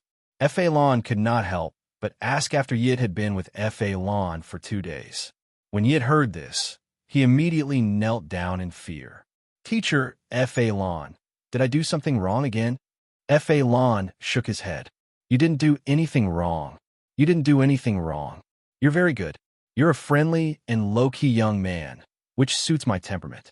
If I were a few decades younger, I might have taken you in as a student, but now I'm no longer in a mood to take any more students. Teacher F.A. Lon. Yit almost cried out. He knelt down deeply and kissed F.A. Lan's boots, begging with his eyes. F.A. Lon could not bear to see this. He was a soft-hearted person and could not help but say, Yit, how about this? I'll personally write a letter. You can bring it to the Roland Empire's Balarax Academy and find Principal Platts. Believe in my friendship with him. No matter how talented you are in magic, he'll take you in as a student. Logically speaking, this request could not be rejected, but Yit still did. No. Yit stubbornly raised his head and said, Teacher F.A. Lon, I don't want to go to the Balarax Academy. I only want to become your student. Please grant my wish, Teacher F.A. Lon. After saying this, he knelt down deeply. Sigh. F.A. Lon sighed deeply and shook his head. These few days, he had been troubled by this matter. This young man was very simple and sincere. With F.A. Lan's personality, he could not leave him in the dust. Yit saw that F.A. Lon was moved and was delighted. He knelt down again. Please grant my wish, teacher. Forget it. F.A. Lan's patience was finally worn out by Yit. He shook his head and smiled bitterly. Since that's the case, you'll learn magic from me. After the Holy Gear incident is over, you'll come back to the Roland Empire with me. Really? Yit was surprised and delighted. His naive face was full of joy. Really? F.A. Lon smiled. From today onwards, you'll be my student. Thank you, Teacher F.A. Lon. Yit said happily. F.A. Lon nodded. Then, let's begin the apprenticeship ceremony now. It asked in surprise. Yes, now. F.A. Lon said, You're my only student, so I don't care about etiquette. Just be casual. Thank you, teacher. Ite bowed his head respectfully with a smile on his face. At this moment, a glimmer of light flashed through his smiling eyes. F.A. Lon did not see this light. He was pressing his hand on Irit's head according to the original plan. This was part of the apprenticeship ceremony. Ite, from today onwards, you are officially my student. As your mentor, I have the obligation to impart to you the purest magic knowledge. Just as Farland was talking nonstop, E.T.'s voice rang out. It's time. An ominous glint flashed across his eyes. He saw an opportunity. Now was the time when F.A. Lan's guard was at its lowest. Ite suddenly raised his head, his eyes emitting a strong light. He raised his thick and powerful right hand and viciously pinched F.A. Lan's withered hand. F.A. Lan, who was not proficient in close combat, was immediately suppressed. The sudden change shocked F.A. Lan. He did not react for a moment, frowning. Ite, what are you doing? Ite did not speak. At this moment, his arm turned into 10 sharp tentacles, coiling around F.A. Lan in an instant. The 10 sharp tentacles followed F.A. Lan's body and pierced through his skin, piercing his chest, back, armpits, thighs. Ha ha ha, Teacher F.A. Lan. As your outstanding student, you no longer need to personally teach me. I will inherit your strength and become a powerhouse of the sacred domain. At this moment, Ite finally revealed the ferocious face of a soul-devouring beast, laughing wildly.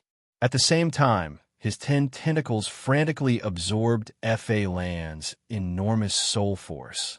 F.A. Lan's mind was dizzy. At this moment, he completely understood the pornographic novel. He finally understood. Looking at E.T.'s terrifying face that had turned into a monster, F.A. Lan was shocked and angry. You're that legendary monster. You guessed right, Teacher F.A. Lan. Ite said proudly. But my name is not a monster. I'm a soul-devouring beast. By devouring the soul force of creatures, I continuously strengthen myself. Unfortunately, it's too late for you to understand now. Your soul is already mine. Ha ha. E.T.'s expression became gloomy. Ron, what are you keeping this corpse for? No, nothing. I just feel that it's not appropriate for a powerhouse of the sacred domain to die like this, and leave his corpse in the wilderness. Ron said vaguely. The elves made an "oh" sound and did not say anything else. They did not mind that Ron had taken a useless corpse. Only Aurora knew what Ron was doing with the corpse. She lightly snorted and turned her head away. At this moment, Ron's gaze swept over the right time. He was thinking about what Aurora had just said. The more he thought about it, the more suspicious he became. He could not help but frown. Didn't they say that elves rarely step out of the elven forest? Why does this powerhouse of the sacred domain, called F.A. Lan, not even know me, but she does?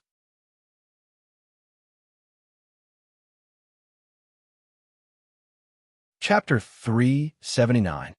In the gloomy sky, lightning flashed and thunder roared where the space ruptured, emitting a powerful spatial energy that could be seen within a radius of 10 miles. Just by looking at an entertaining picture, the ruptured space passage was like a chick, ready to break out of its shell at any time. Ram stood quietly on the mountain peak. This was the place closest to the ruptured space passage. As long as the sacred artifact appeared there, Ram would definitely be the first to get it. Soon, Ram murmured, his eyes filled with anticipation. "Father, is it not done yet?" Reynolds stood behind Ram at some point and looked at the sky. "It's been a few days, but the space passage is still the same." "No, I feel that the spatial fluctuations are not as intense as before. Could it be that the sacred artifact has disappeared?" "No, the holy curse will definitely be there." Ram reluctantly withdrew his gaze and stared behind him. "Now, it's the sign of storm. Everyone must be alert, understand?" "Yes," the mercenaries behind him said in unison. Reynolds's gaze fell to the foot of the mountain and he frowned. "Father, there are more and more mercenaries. They all want to come up the mountain." At the foot of the mountain, groups of mercenaries rushed over from all directions.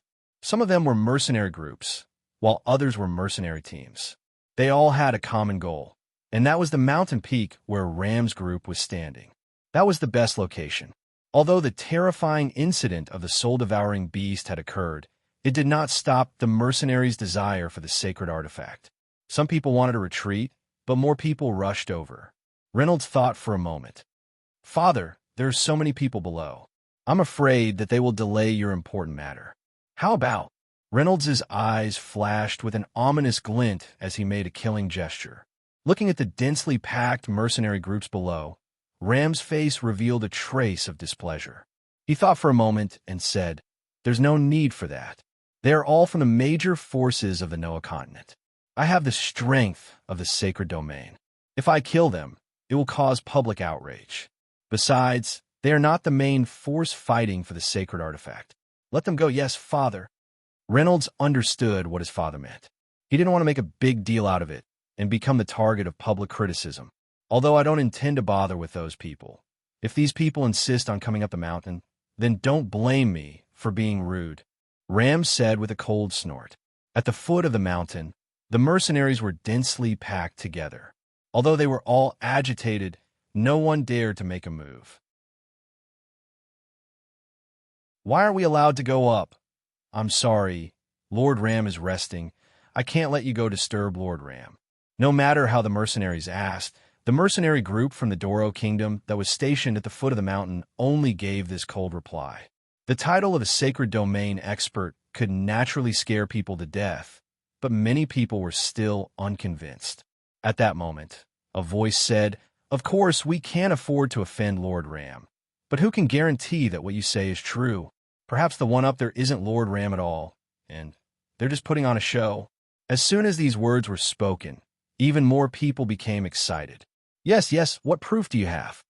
Don't think you can fool us with these little tricks. If you say so, then so be it." The mercenaries were originally fugitives, so they were quickly incited. Some of them rubbed their fists, while others stealthily took out their weapons. As long as one of them made a move, they would immediately attack. "Who dares to go up the mountain?" The mercenaries from the Doro kingdom that were stationed at the foot of the mountain had a change in expression. They were somewhat unable to suppress the situation. After all, there were thousands of angry mercenaries in front of them. If this continued, there would be a huge mess. Just as they were at a loss, suddenly, a lion's roar came from the mountain. It was mixed with a terrifying might that pressed down from the mountain peak. As soon as the mercenaries at the foot of the mountain heard it, their expressions changed. "That's the roar of a poisoned scorpion lion. It really is Lord Ram up there, so it really is Lord Ram. Sorry for the offense. We'll leave now. We won't disturb Lord Ram." As soon as they heard the lion's roar, the attitude of the mercenaries took a 180-degree turn. With stiff smiles, they instantly retreated. "Damn it, this Ram is really overbearing. He actually took the best position and didn't let others go up." A mercenary leader cursed. He was very unwilling. "Forget it, leader. Who told him to be a sacred tool powerhouse? A mercenary next to him persuaded. The mercenary leader suddenly stopped. Damn it, I don't understand. It's fine if we're small fries, but why don't the other powerhouses of the sacred domain dare to compete with him? Could it be that they didn't come? That mercenary couldn't answer. In fact, many powerhouses of the sacred domain had already arrived. However, Ram was the first to arrive, so it wasn't good for them to compete with him. Moreover, for powerhouses of the sacred domain, a good position wasn't the most important thing. The most important thing was strength. I see it. I see it. That's where the space ruptured. After a few days and nights of trekking, the elven team finally arrived at their destination. So, the sacred tool appeared here, Ron muttered as he looked at the violently fluctuating space in the sky. Let's go, we'll go closer, Elian said. He felt that he was still a bit far from where the space ruptured. Young Master Renault, there's a team of elves at the foot of the mountain. A mercenary from the Doro Kingdom reported to Renault. Elves? Renault was shocked. The mission his father gave him was to monitor all races apart from humans. Apart from magical beasts that didn't use weapons, he had to pay special attention to beastmen and elves. They're not all elves. They're a mercenary team formed by 7 elves. There's a human among them. The mercenary said, "Let's go and take a look." Renault rolled his eyes and said. Renault followed the mercenary to the foot of the mountain. When his gaze fell on the only human in the elven team, he was stunned. Isn't this Ron? How did he get together with the elves? No, I have to report this to Father first. Renault gritted his teeth and quickly returned to the top of the mountain. What? You said you saw Ron? And he was with the elves? When Ram heard this, he was also shocked. Then, his face darkened. The scene of him being humiliated in the Orc Empire once again appeared in his mind. Yes, Father. Renault's eyes were filled with intense hatred. At this time, he lowered his voice. Father, we didn't have a chance in the Orc Empire, but now, he's fine. But those elves are a bit troublesome. Ram was worthy of being a sacred domain powerhouse. He quickly calmed down. As a higher race, the elves were not to be casually offended. He thought for a moment and asked, Are you sure there's no sacred domain powerhouse among these elves? Yes, Father, I'm sure. Renault replied with certainty. Let's go.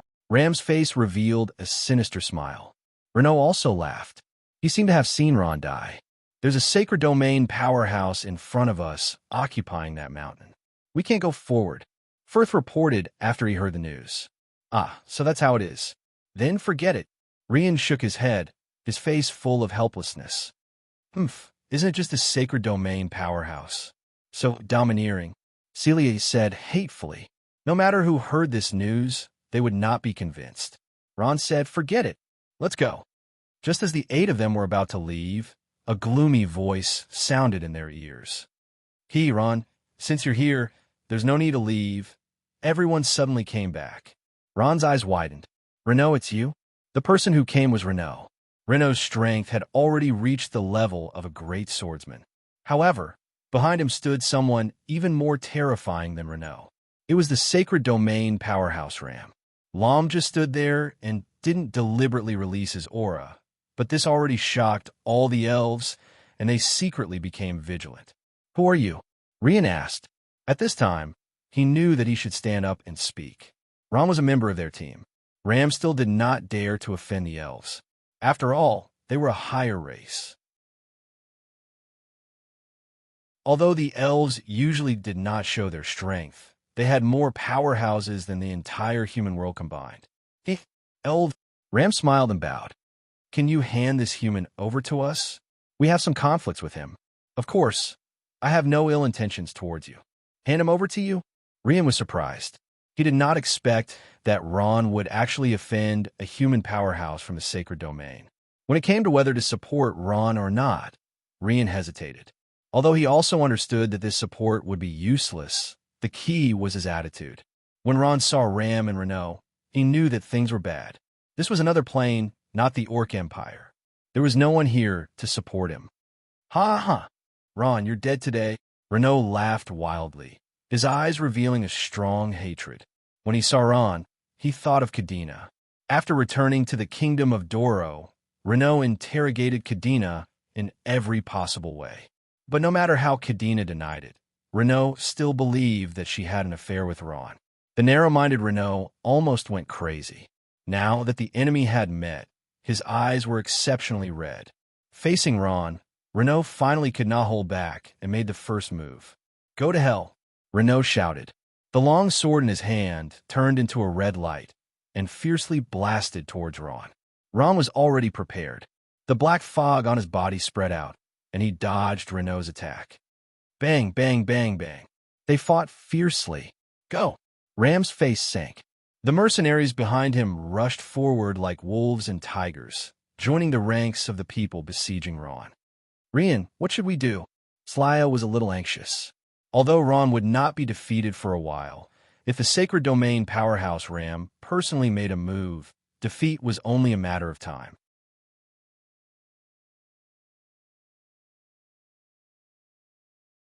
Chapter 380. Black Night. The battle had reached its climax, and Ron had no choice but to summon the Black Knight. Sure enough, as soon as the Black Knight appeared, Ron's situation immediately changed. Although he hadn't taken the initiative yet, he was no longer passive. Library 56, although he killed a few skeleton warriors, Reynolds didn't have much of an advantage. He gritted his teeth and shouted, "Everyone, kill this kid for me." Under his command, more of his subordinates joined the battle. However, Ron seemed to be at ease at this time. Necromancers weren't afraid of being besieged. Although Reynolds was a junior great swordsman, Ron didn't feel any pressure when facing his senior Archmage Necromancer. However, facing Ram, Ron couldn't stay calm. Fight or run? Ram put his hands behind his back, looking calm and unruffled. He respected his status, and this wasn't the time for him to make a move. "Rian, quickly help Ron," Celia said anxiously. She was the one who found Ron, and along the way, Ron didn't become a burden. Instead, he helped the Elven team a lot. "Yeah, Rian, isn't Ron our partner?" Opavala stomped anxiously when Ron was besieged. The powerful aura of a Sacred Domain powerhouse was oppressive, making it hard to breathe. Rian's body trembled. It wasn't that he didn't want to help, but the enemy in front of him was too strong. There was no way to defeat him. He had a plan for the team's safety.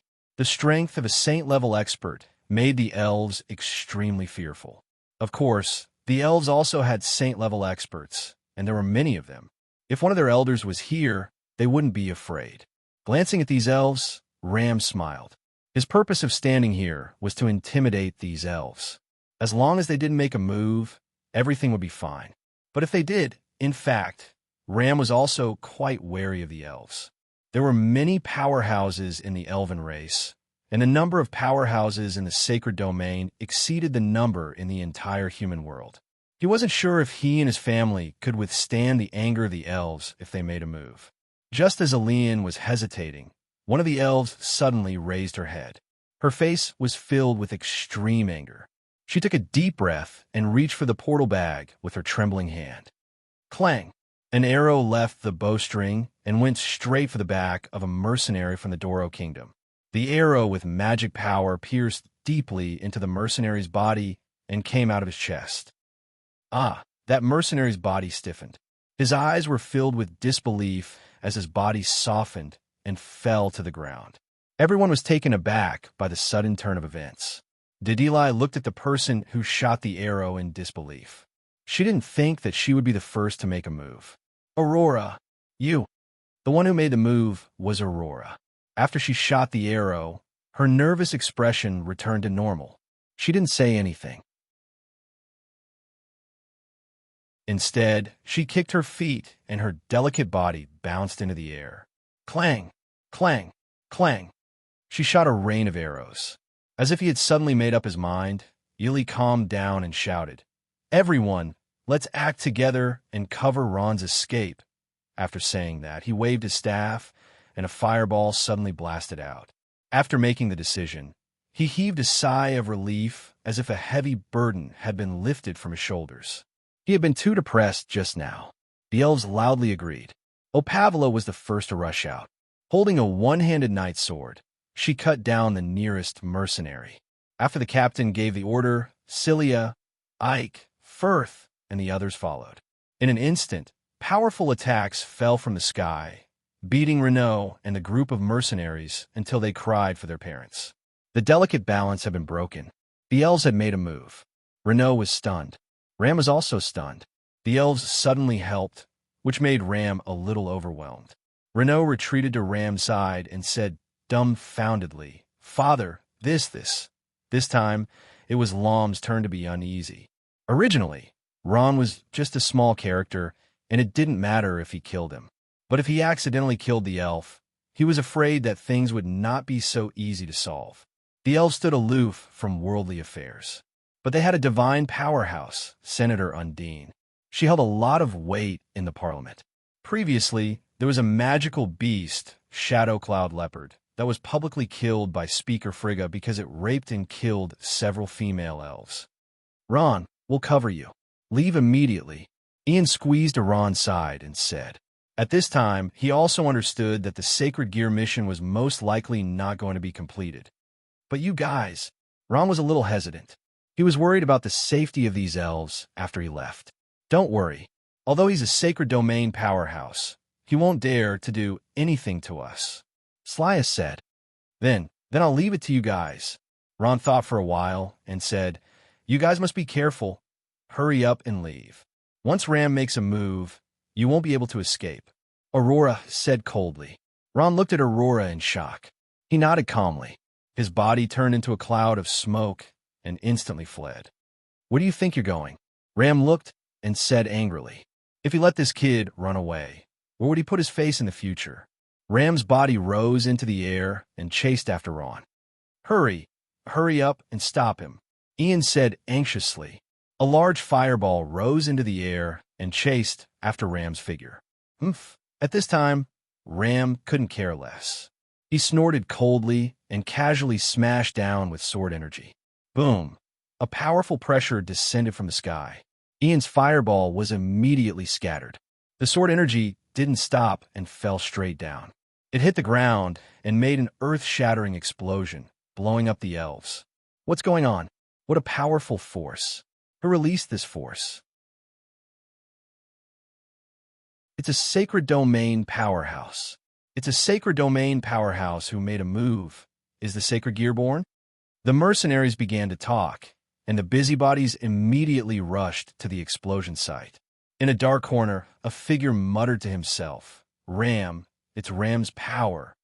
Why did this guy make a move? The Sacred Gear hasn't been born yet."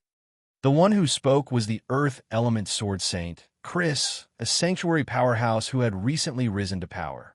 Unlike Lemo, who was high profile, he had arrived here a long time ago, but had been hiding like a venomous snake hiding in the dark.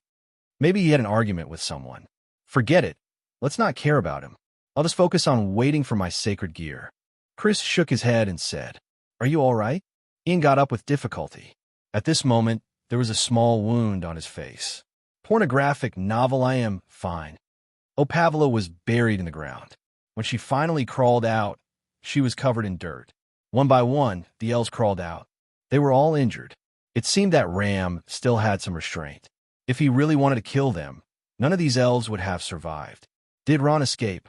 Cilia was a little worried. As she spoke, she used the power of nature to heal everyone. Ian looked into the distance, a thoughtful look in his eyes. "I'm afraid it won't be that easy. Let's go." The 7 figures quickly followed. Aurora summoned her hippogriffs and rushed into the sky. Ike also turned into a bird and flew in the air. Cilia turned into a dryad, half human and half deer. This allowed her to be faster. Ron's escape speed was much faster than before. However, in front of a powerhouse from the Sacred Domain, that speed was still pitifully slow. Soon, Ram caught up with him. Ram sneered. "Ron, do you think you can escape from me? Let me tell you, unless you can reach the Sacred Domain, it's impossible." As he said that, he suddenly slashed down with his sword. Ron, who was in the black fog, suffered a heavy blow. He staggered and fell heavily to the ground. Like a rolling gourd, he rolled a few times and hit his head on a rock. Blood flowed out. Ron groaned. He felt as if all the bones in his body had fallen apart. His whole body was in pain, and he couldn't get up for a long time. He run? Not running anymore. Ram landed and said. A long sword had appeared in his hand at some point. He walked closer with a sinister smile. Where's your prestige in the Orc Empire? Where'd it go? Didn't strength value you very much? Why don't you call him over? Ram laughed. At this moment, he felt a trace of satisfaction from revenge. The gloominess from before had long been swept away. Cough, cough. Ron coughed up blood. He raised his head with difficulty and smiled. You want to kill me? Don't tell me. You're not afraid that strength will find trouble with you? I'm afraid. Of course I'm afraid. Ram laughed even louder. He said proudly, but I still have to tell you, I've already pledged my allegiance to Master Hao Qin. So even if I kill you, strength won't dare to do anything to me. When Ron heard that, his heart suddenly sank. At this moment, he seemed to feel the arrival of death. People who offend me never have a good ending. Ron, go to hell and reflect on it. Ram laughed wildly and raised his sword. With a frightening power, a sword slashed down on Ron's head. At this time, a figure quickly appeared in front of Ron. A huge water ball instantly appeared. Plop! Ram felt as if his sword had cut into water. It was soft and powerless. Then, a force suddenly bounced him away. Seeing the person who came, Ram was shocked. It's you? The person who came was Corbett. He was the one who saved Ron. Ron's eyes were also full of shock because he saw someone he didn't expect to appear here. Shea. Shea, it's you? Shea quickly ran to Ron's side and reached out to help him up. She asked with concern, Are you okay? Kid, don't forget that I saved you again. In the future, treat my granddaughter better. Corbett's face showed a cynical expression. He then turned his head and said with a smile, Your Excellency Ram, we meet again. Ram naturally recognized Corbett. This was a powerhouse of the sacred domain who had been living in seclusion for a long time. He narrowed his eyes and sized up Ron and Shea before returning his gaze to Corbett. Your Excellency Corbett, do you want to get involved in this mess? Corbett smiled faintly. I don't want to, but my granddaughter likes him and has given her body and mind to him. As her grandfather, I can't let her live like a widow, can I? Shea's face flushed red, especially in front of the person she loved. She stamped her feet and shouted like a shy little girl. Grandpa, don't talk nonsense. Ron's face also heated up. Corbett laughed. Whether I'm talking nonsense or not, someone knows very well. Corbett turned his head and said with a smile, Your Excellency Ram, maybe my grandson-in-law offended you, but can you give me some face and let this matter go? So you're going to protect this kid to the end. Ram also understood at this time. He said coldly and slowly lowered his sword. Could it be that Your Excellency thinks I'm easy to provoke? Since Your Excellency Ram thinks so, I can't do anything about it. Corbett smiled faintly, and a rusty sword appeared in his hand. Although he was smiling, his eyes were full of tit-for-tat. Ram's face sank, and his clothes fluttered without wind. His body left the ground and gradually rose up. A powerful aura was constantly emitted from Ram's body, and the surrounding area became as hot as a furnace. Corbett was not to be outdone. His body flashed with blue light, and it was as if there was a substantial water type, Do Qi, flowing around his body. The two confronted each other, and the aura of both sides continued to rise. A battle between powerhouses of the sacred domain was about to break out. At this time, a loud sound came from the sky. It was as if the sky was falling and the earth was splitting. At this time, the trembling space began to collapse and crack. Boom! A white light passed through the shattered space and streaked across the sky like a meteor.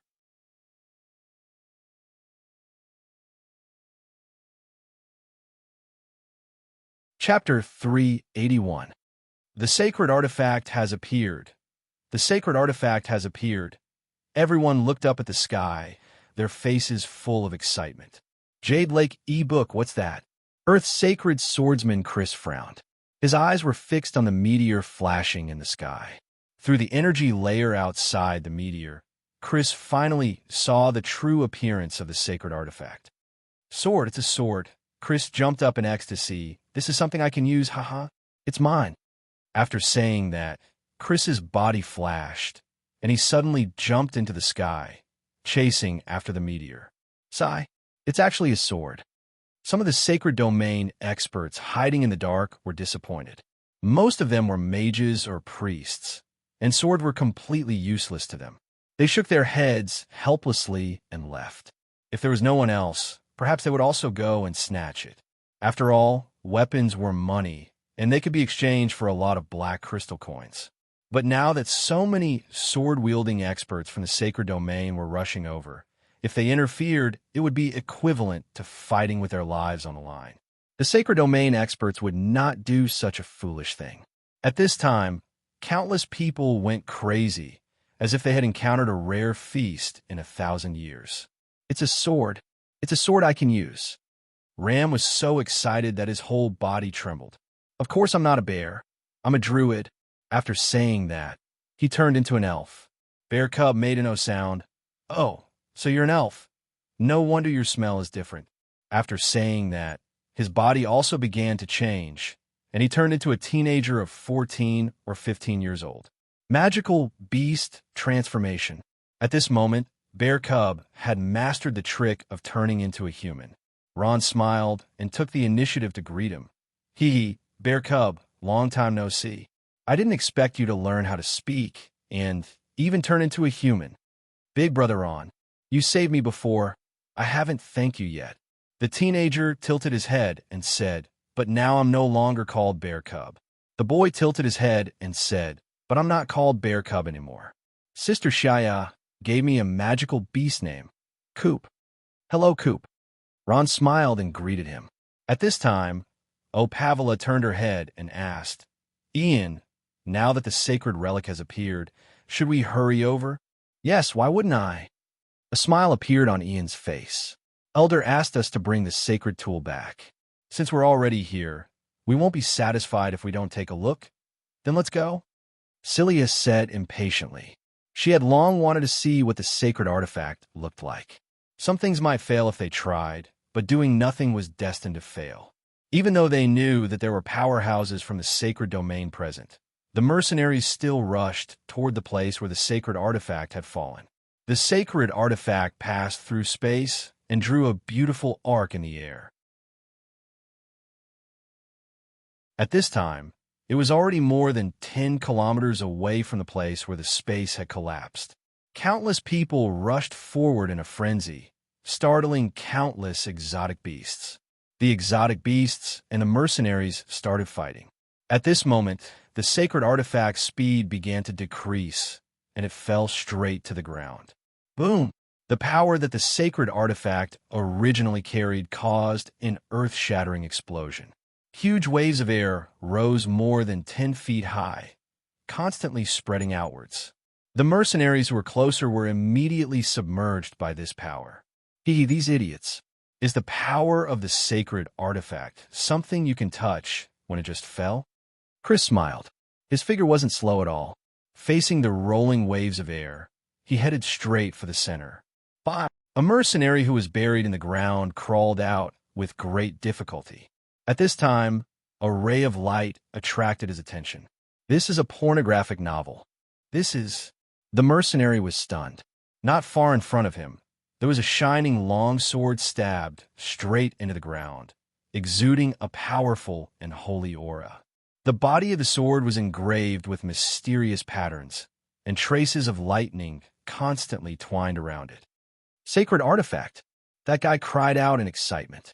He quickly got up and ran over, pulling out the sacred sword. Haha, I finally got the sacred artifact. The sacred artifact is mine.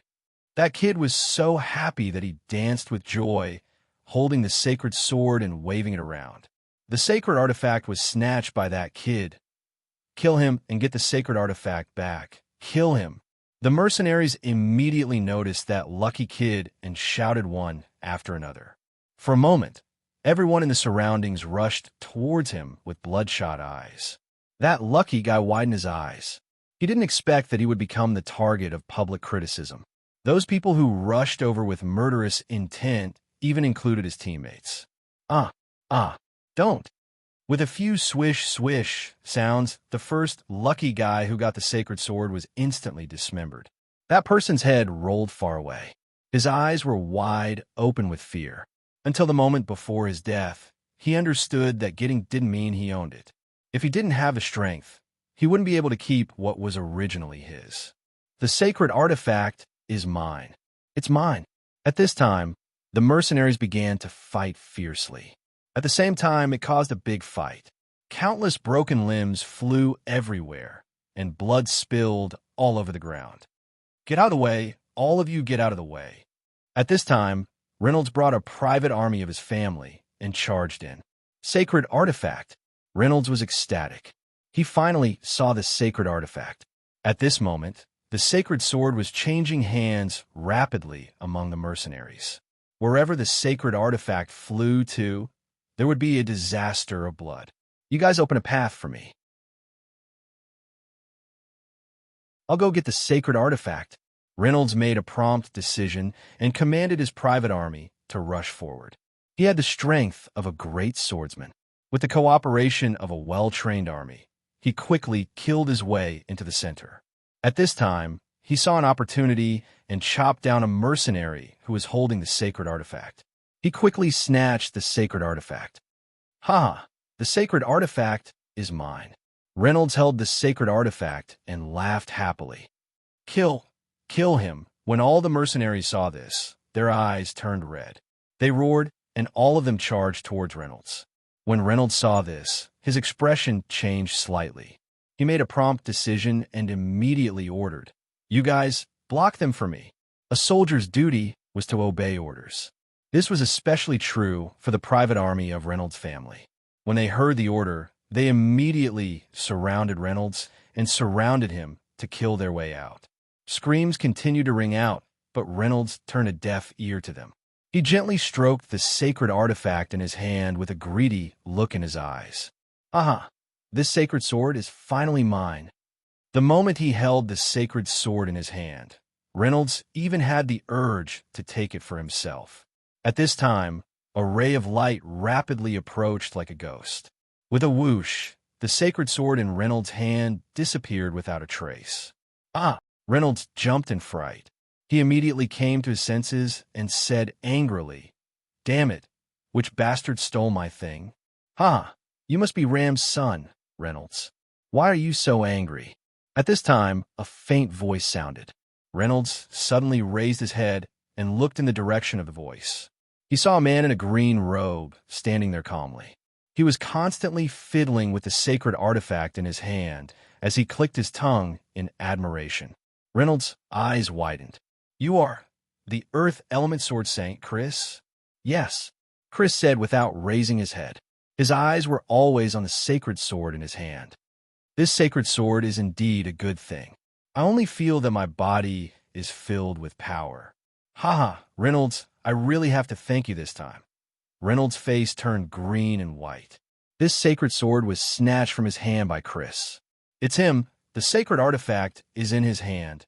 At this time, a mercenary pointed at Chris and shouted. The chaotic situation had not yet calmed down. The mercenaries did not even bother to see who the owner of the sacred sword was. Kill him. Kill him and take the sacred artifact." At this time, all the mercenaries crazily rushed toward Chris like wild beasts. There are still people who don't know the difference between life and death. Chris's eyes flashed with a trace of sharpness. "It seems that I have to kill a few people to establish my might." At this time, he suddenly waved his sacred sword, and a powerful sword chi instantly spread out. Bang! Bang! Bang!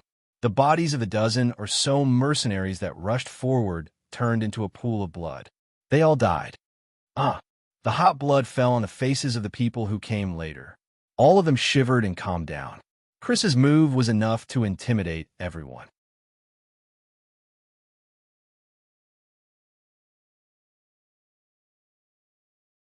Chapter 382. After recognizing who it was, the mercenaries didn't hesitate at all and retreated with a loud crash. Grain Webb, others could cower, but Reynolds couldn't. Although Chris was a saint-level expert, he also had a saint-level expert as his father. Furthermore, the sword had been stolen from his hands. He composed himself and forced himself to calm down. Chris, pornographic novel. My lord, isn't it against the rules for you to snatch a sacred weapon from me? Chris smiled. How is it against the rules? You didn't snatch it from someone else? Reynolds looked greedily at the sacred sword in Chris's hands, but he did not dare to have the slightest thought of snatching it. He could only say, Lord Chris, don't forget that I am Ram's son. If I have it, it means that my father has it too. In other words, if you snatched it from my father's hands, he might come to settle the score with you. Reynolds had no choice but to use his father's name. However, Chris rolled his eyes. Bullshit. Who do you think you are? Not to mention you, even if your father came. So what? Just as Chris finished speaking, a thunderous voice came from the sky. Chris, it's not nice to bully a child here. Why don't we have a fight? As he spoke, a gigantic lion descended from the sky. It was Lam riding a poisoned scorpion lion. Boom! A large cloud of dust rose from the ground. Hee, Lord Ram, you're here too. Seeing the poisoned scorpion lion knight Ram appear, Chris immediately restrained himself and said with a fake smile, I was just joking with young Master Reynolds. It's just a misunderstanding. Father. Reynolds quickly walked to Ram's side. Just as he was about to say something, he was stopped by Ram with a wave of his hand. Ram's face darkened. He said coldly, Enough nonsense. Lord Ram, if you know what's good for you, hand over the sacred sword quickly. Otherwise what? Chris sneered when he saw that they were about to shed all pretense of cordiality.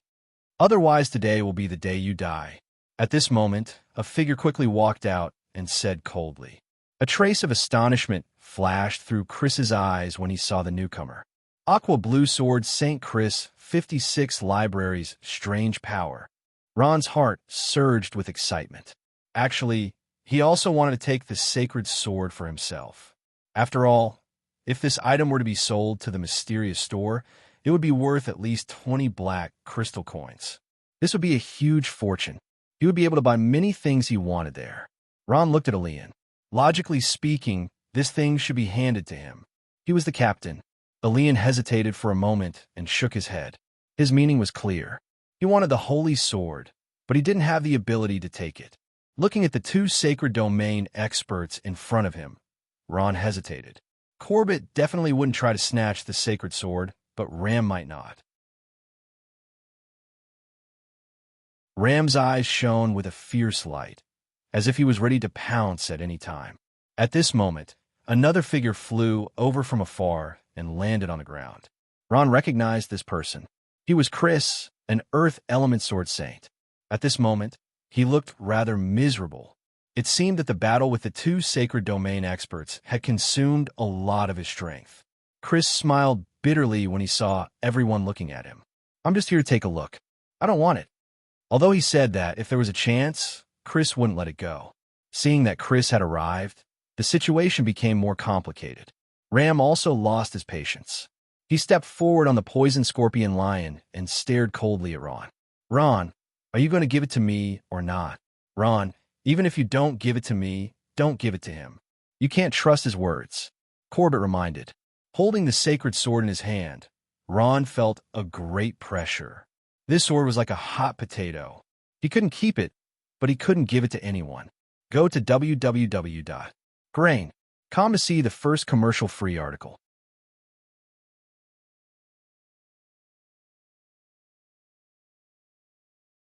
Chapter 383. Everyone quieted down. The situation was extremely tense. Ron held the sword, his heart pounding. He could only hear his own breathing. Novel ranking list. Grain Web. Ron, if you give me the sacred sword, other than the previous debt, I will not trouble you anymore. I will also give you 100 million gold coins. I forgot to mention that I was the one who issued the mission. Ram said pleasantly. Ron glanced at him and seemed to be moved. At this time, Ram finally lost his patience. He snorted, Since you don't want to give it to me, then don't blame me for being impolite. With that, Ram clamped his legs and rushed over on the poison scorpion lion. At this time, Ron's heart trembled. He finally made a decision. "Here you go." With a loud shout, he threw the sacred sword in his hand. Ron did not throw the sacred sword to anyone else. It was Colin from the Kerr 56 book vault. Ram was not angry. He had a smile on his face. "I believe he has noticed it too." Corbett was flying quickly towards the teleportation point. After an unknown amount of time, he suddenly felt his head turn black. His body felt weak, and he almost fell down. "What's wrong?" Corbett was shocked. He checked his body and immediately understood.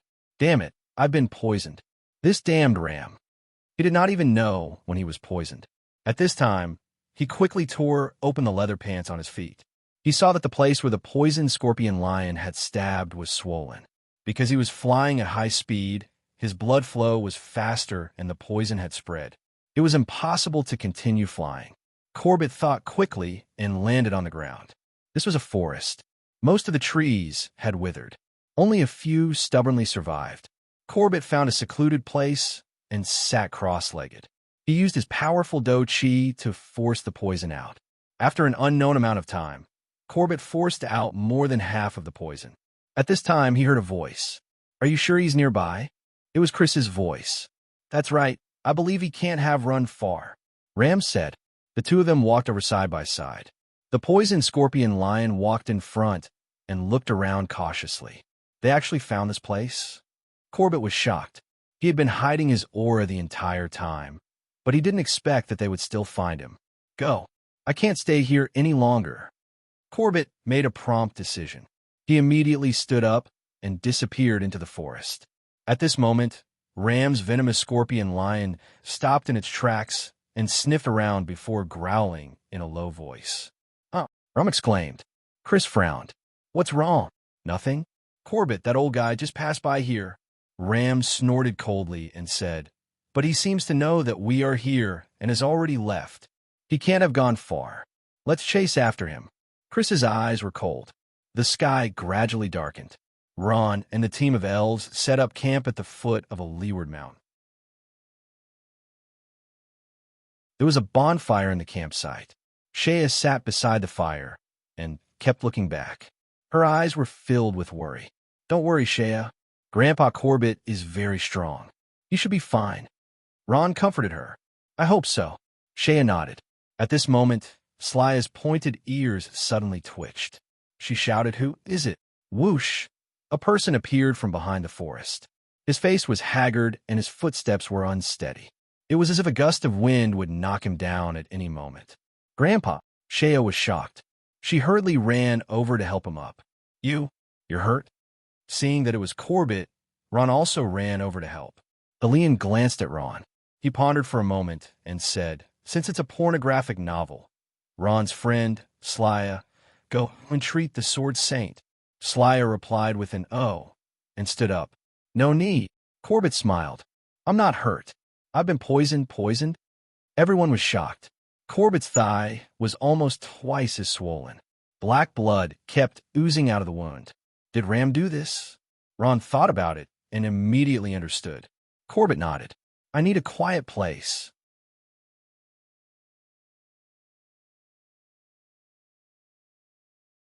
Chapter 384. In the Cage 56 library, those mysterious magic runes dazzled the eyes of those who looked at them. Ron's speed was very fast. After he finished carving the magic formation, he took out F.A. Land's corpse from his portal bag and placed it in the middle of the corpse refining formation. Then, he placed all the materials he had on him into the formation. This time, he wanted to refine a spirit corpse. Homeland's pornographic novel, the first type of corpse refining formation that was taught to him was to refine a zombie with 50% of the deceased strength. The second type was a zombie with 80% of the deceased strength. As for a spirit corpse, it had 100% of the deceased strength. Ron planned to directly refine a spirit corpse. Now it seemed that only a spirit corpse with 100% of its strength could break through his current predicament. Only by creating a sacred domain powerhouse could he contend against Ram and Chris. However, refining a spirit corpse wasn't that easy. It required the strength of a master. Ron was only a master, but this wasn't a problem for him. Since he could use soul ignition to summon a Terranite, He could also use soul ignition to refine a spirit corpse. No matter how you looked at it, using soul ignition to refine a spirit corpse wasn't worth the risk. Who would risk becoming an idiot for a spirit corpse? However, Ron wasn't afraid. He had a heaven-defying item like the soul ring. Looking at the starlight in the night, Ron took a deep breath. According to the method taught by Grandpa Homelin, he arranged the bone spurs one by one. After a while, the corpse refining formation was completed. Everything was ready, and Ron was about to start refining. He sat down and placed his hands on the two array cores of the corpse refining array. He took a deep breath, steeled his heart, and clenched his teeth. Soul burning. Go to Grain Web to see the first commercial free.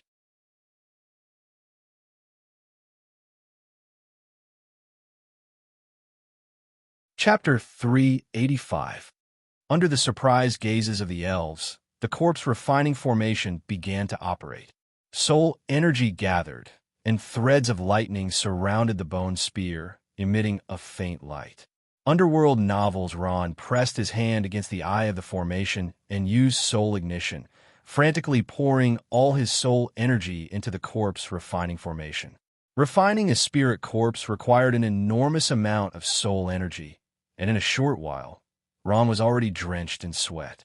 Large droplets of sweat flowed down, blurring Ron's vision. Because he used soul ignition, his soul energy was being drained even faster. He only lasted for a short while before he lost all his soul energy. In his mind, Ron's soul had become extremely dim, as if it would disappear at any time, accompanied by a painful howl. "I can't hold on much longer." Ron felt a wave of dizziness in his mind, and his consciousness fell into a daze. At this moment, the soul ring on his hand flashed strangely, and a vast amount of soul energy slowly passed through the top of Ron's soul, causing Ron's mind to tremble. "It's here." Ron's heart was filled with joy. As expected, with the addition of the soul ring's energy, the corpse refining formation became even more powerful, and F.A. Land's wounds from the soul-devouring beast began to heal. At this moment, the entire corpse refining formation was suffused with a strong blue light, especially dazzling in the night.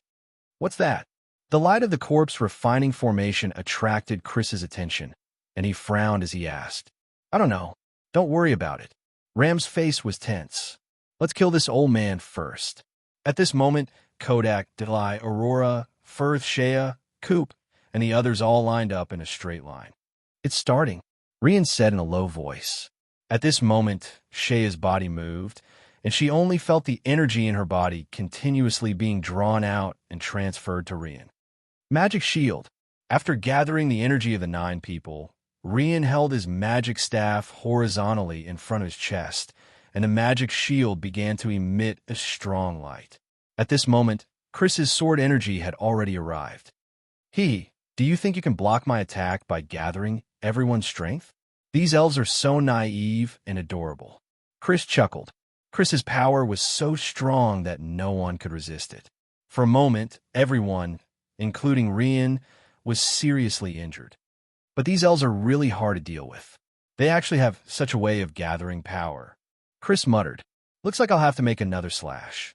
A sinister smile appeared on Chris's face. "Ron, let's see who can block this slash for you this time." Earth Fisher. Suddenly, a monstrous sword beam shot down like a mountain, bringing with it a terrifying aura. This time, Christian was determined not to show any mercy. Cough, cough. Rian lifted his head with difficulty. The corner of his mouth was full of blood. Looking at Ron, who was still trying hard, he smiled bitterly. "Sorry, Ron, we've tried our best. Am I going to die?" "Whoa, I don't want to die in this alternate dimension." Slaya's eyes were filled with despair. Crack! The corpse refinement formation suddenly stopped operating. Its light spread out and illuminated half of the sky, as if it was daytime.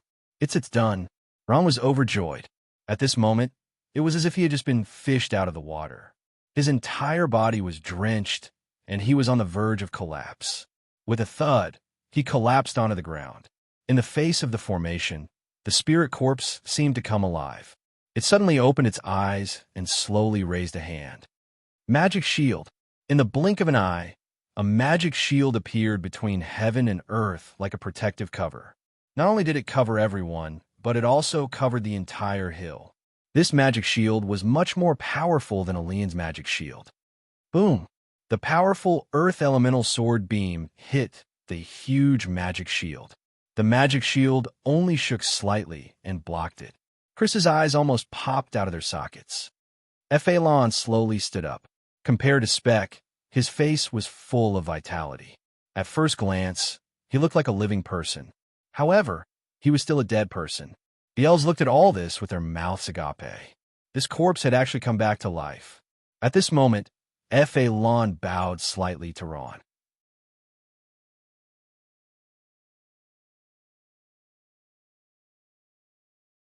Chapter 386. Pornographic novels. This is the Fire Mage, Saint of the Roland Empire, Phalon. Chris's eyes widened as he finally recognized the person. The person was wearing a magic robe, and his white hair was fluttering in the wind. Who else could it be but Phalon? He didn't even know when Phalon had appeared here. A feast of passionate pictures. Master, what are your orders? Not receiving the order, Spirit Zombie Phalon asked again. His tone was stiff, and he spoke weakly. Although Ram and Chris had their eyes closed, their hearts almost jumped out of their mouths when they heard Phalon's words. If a dignified expert of the sacred domain were to die in the hands of these insects, it wouldn't be worth it. Ram couldn't help but curse his son Reynolds in his heart. At this time, his son actually wasn't by his side. If Reynolds was here, wouldn't everything be solved with a single sword strike?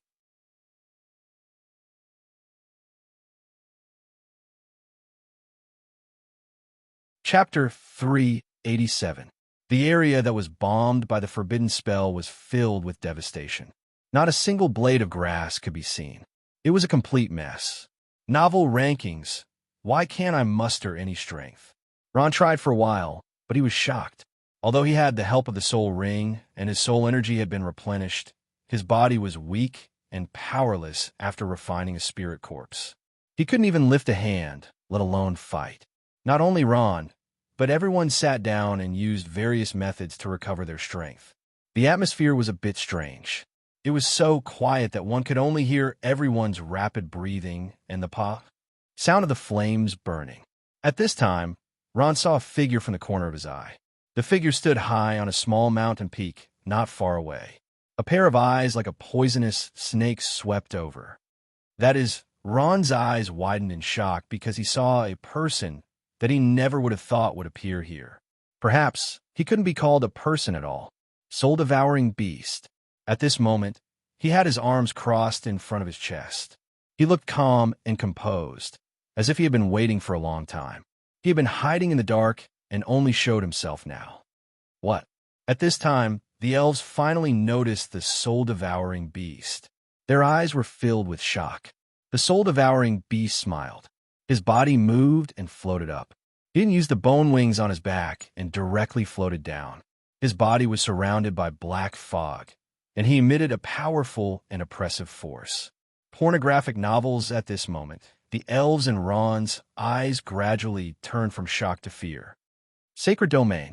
The soul-devouring beast had already advanced to the sacred domain. We're finished this time. Rian and the others' hearts sank. Facing the powerful, soul-devouring beast of the sacred domain, plus the fact that the three sacred domain experts had completely lost their ability to fight, their eyes were filled with despair. Hee, all you are here. The soul-devouring beast smiled and landed on the ground. He stood upright on his huge claw-like feet and slowly walked over. Who is this guy?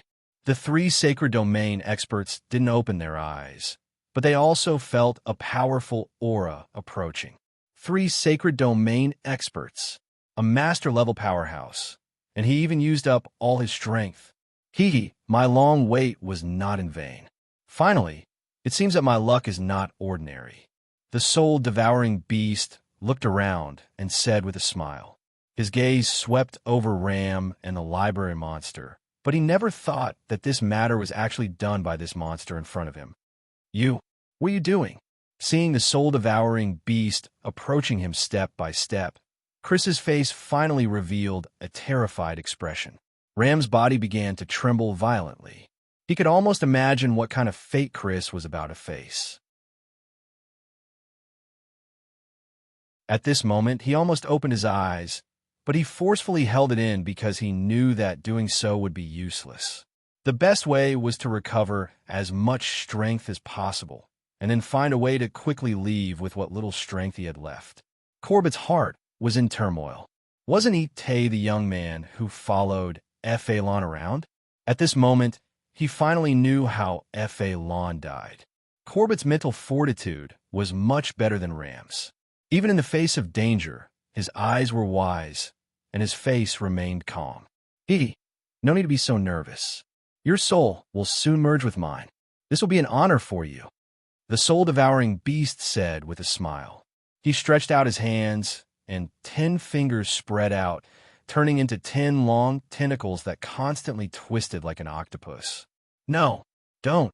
Chris's face twisted with fear, and he desperately struggled to retreat. At this moment, he was so regretful that even his intestines turned green. Why did he have to risk his life for a sacred sword? If he had retained half of his strength, he could have escaped long ago. The soul-devouring beast sneered. His tentacles stretched out like lightning, and his entire body was wrapped up. Sharp bone spikes pierced into his body with a bang sound. Ah! Chris struggled with all his might, but without any strength, he couldn't break free from the tentacles. He could only feel his soul being forcibly extracted. This feeling was so painful that he wanted to die. He crazily howled, his voice mournful. What a powerful soul energy. This feeling of sucking is too wonderful. At this moment, the soul-devouring beast's face revealed a joyful expression. Not long after, Chris's struggles gradually became weaker. His voice also became softer, and his eyes dimmed. His body tilted, and he powerlessly fell to the ground. Although he was still breathing, without his soul, he was already a dead man. Like most people who had their souls sucked away, Chris's face became extremely twisted with fear. The powerhouse of the sacred domain, the Earth Sword St. Chris, had finally fallen. Who? The 10 tentacles retracted, turning back into human fingers. The soul-devouring beast took a deep breath. What a delicious soul! The soul energy of a powerhouse of the sacred domain is truly powerful. I feel that my strength has increased by quite a bit. As long as I devour the souls of a few more sacred domain powerhouses, I should be able to advance to the divine realm, right? Feeling that the soul-devouring beast's aura had increased, all the elves, including Ron, Shea, and Coop, trembled with fear. The soul-devouring beast smiled slightly. At this moment, his gaze fell on one of the 3 powerhouses of the sacred domain, Corbett. Without any hesitation, he lifted his leg and walked towards him. Although Ram's eyes were tightly shut, he was extremely nervous. He also felt that the soul-devouring beast was walking towards Corbett, and he let out a sigh of relief. On the other side, Corbett's forehead was already covered in cold sweat. "Grandpa!" Shea cried out in despair, tears flowing from her eyes. The soul-devouring beast looked at Shea in surprise and said with a smile, "Don't worry, you'll be reunited soon. Although the souls of you master-rank powerhouses can no longer satisfy me, I still won't waste any food." At this moment, the soul-devouring beast's 10 fingers opened, turning into 10 long tentacles. They bared their fangs and brandished their claws, and were about to pierce Corbett's body. Why? Rian slowly raised his head. "Why are you crazily slaughtering living beings? Why are you absorbing other people's souls? Can you tell me, why are you here?" Rian questioned righteously, and all the elves couldn't help but worry about his fate. At this moment, Rian seemed to have thrown caution to the wind. He stared intently at the soul-devouring beast, and his eyes revealed an expression of facing death with equanimity. At this moment, the soul-devouring beast's tentacles unexpectedly stopped. He turned around and glanced at Rian, smiling slightly. Interesting. I didn't expect you to not be afraid of death. Answer me, Rian asked in a low voice.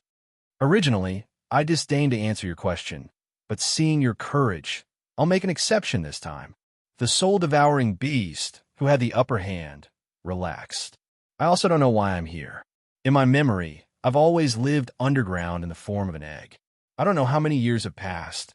Until a year ago, I broke out of my shell and was born near here. When I was born, I was still very weak. I was only equivalent to what you humans call rank 2 strength. Rank 2 strength? Haha. What can I do with rank 2 strength? The soul-devouring beast laughed maniacally. You don't know, but a mere rank 3 wild wolf could chase me everywhere. Haha, isn't it funny? It's just a rank 3 wild wolf. Fortunately, I was alert enough, and I was born with the ability to fly, so I managed to survive. At this moment, the soul-devouring beast's face revealed an expression of extreme pain. If I could, I wouldn't have chosen to be born in this damned place. Being weak isn't a problem. As long as there's food, I can grow. As long as I grow, I can become stronger and better survive. But here, there's nothing. It's empty, desolate, and there's nothing that can be called food. All I can meet are exotic beasts, and these exotic beasts all have no souls. Without soul power, I can't grow by devouring soul power. If I can't grow, I'll live in fear for the rest of my life. I hate this place, and I hate my mother even more for actually giving birth to me here. The soul-devouring beast clenched his fists in anger. Those were the most difficult days of his life. He was chased by exotic beasts every day, running for his life, and living a life worse than death. As for why I want to devour other people's souls, it's very simple. The soul-devouring beast smiled sinisterly. I want to live. I need to grow. I need strength.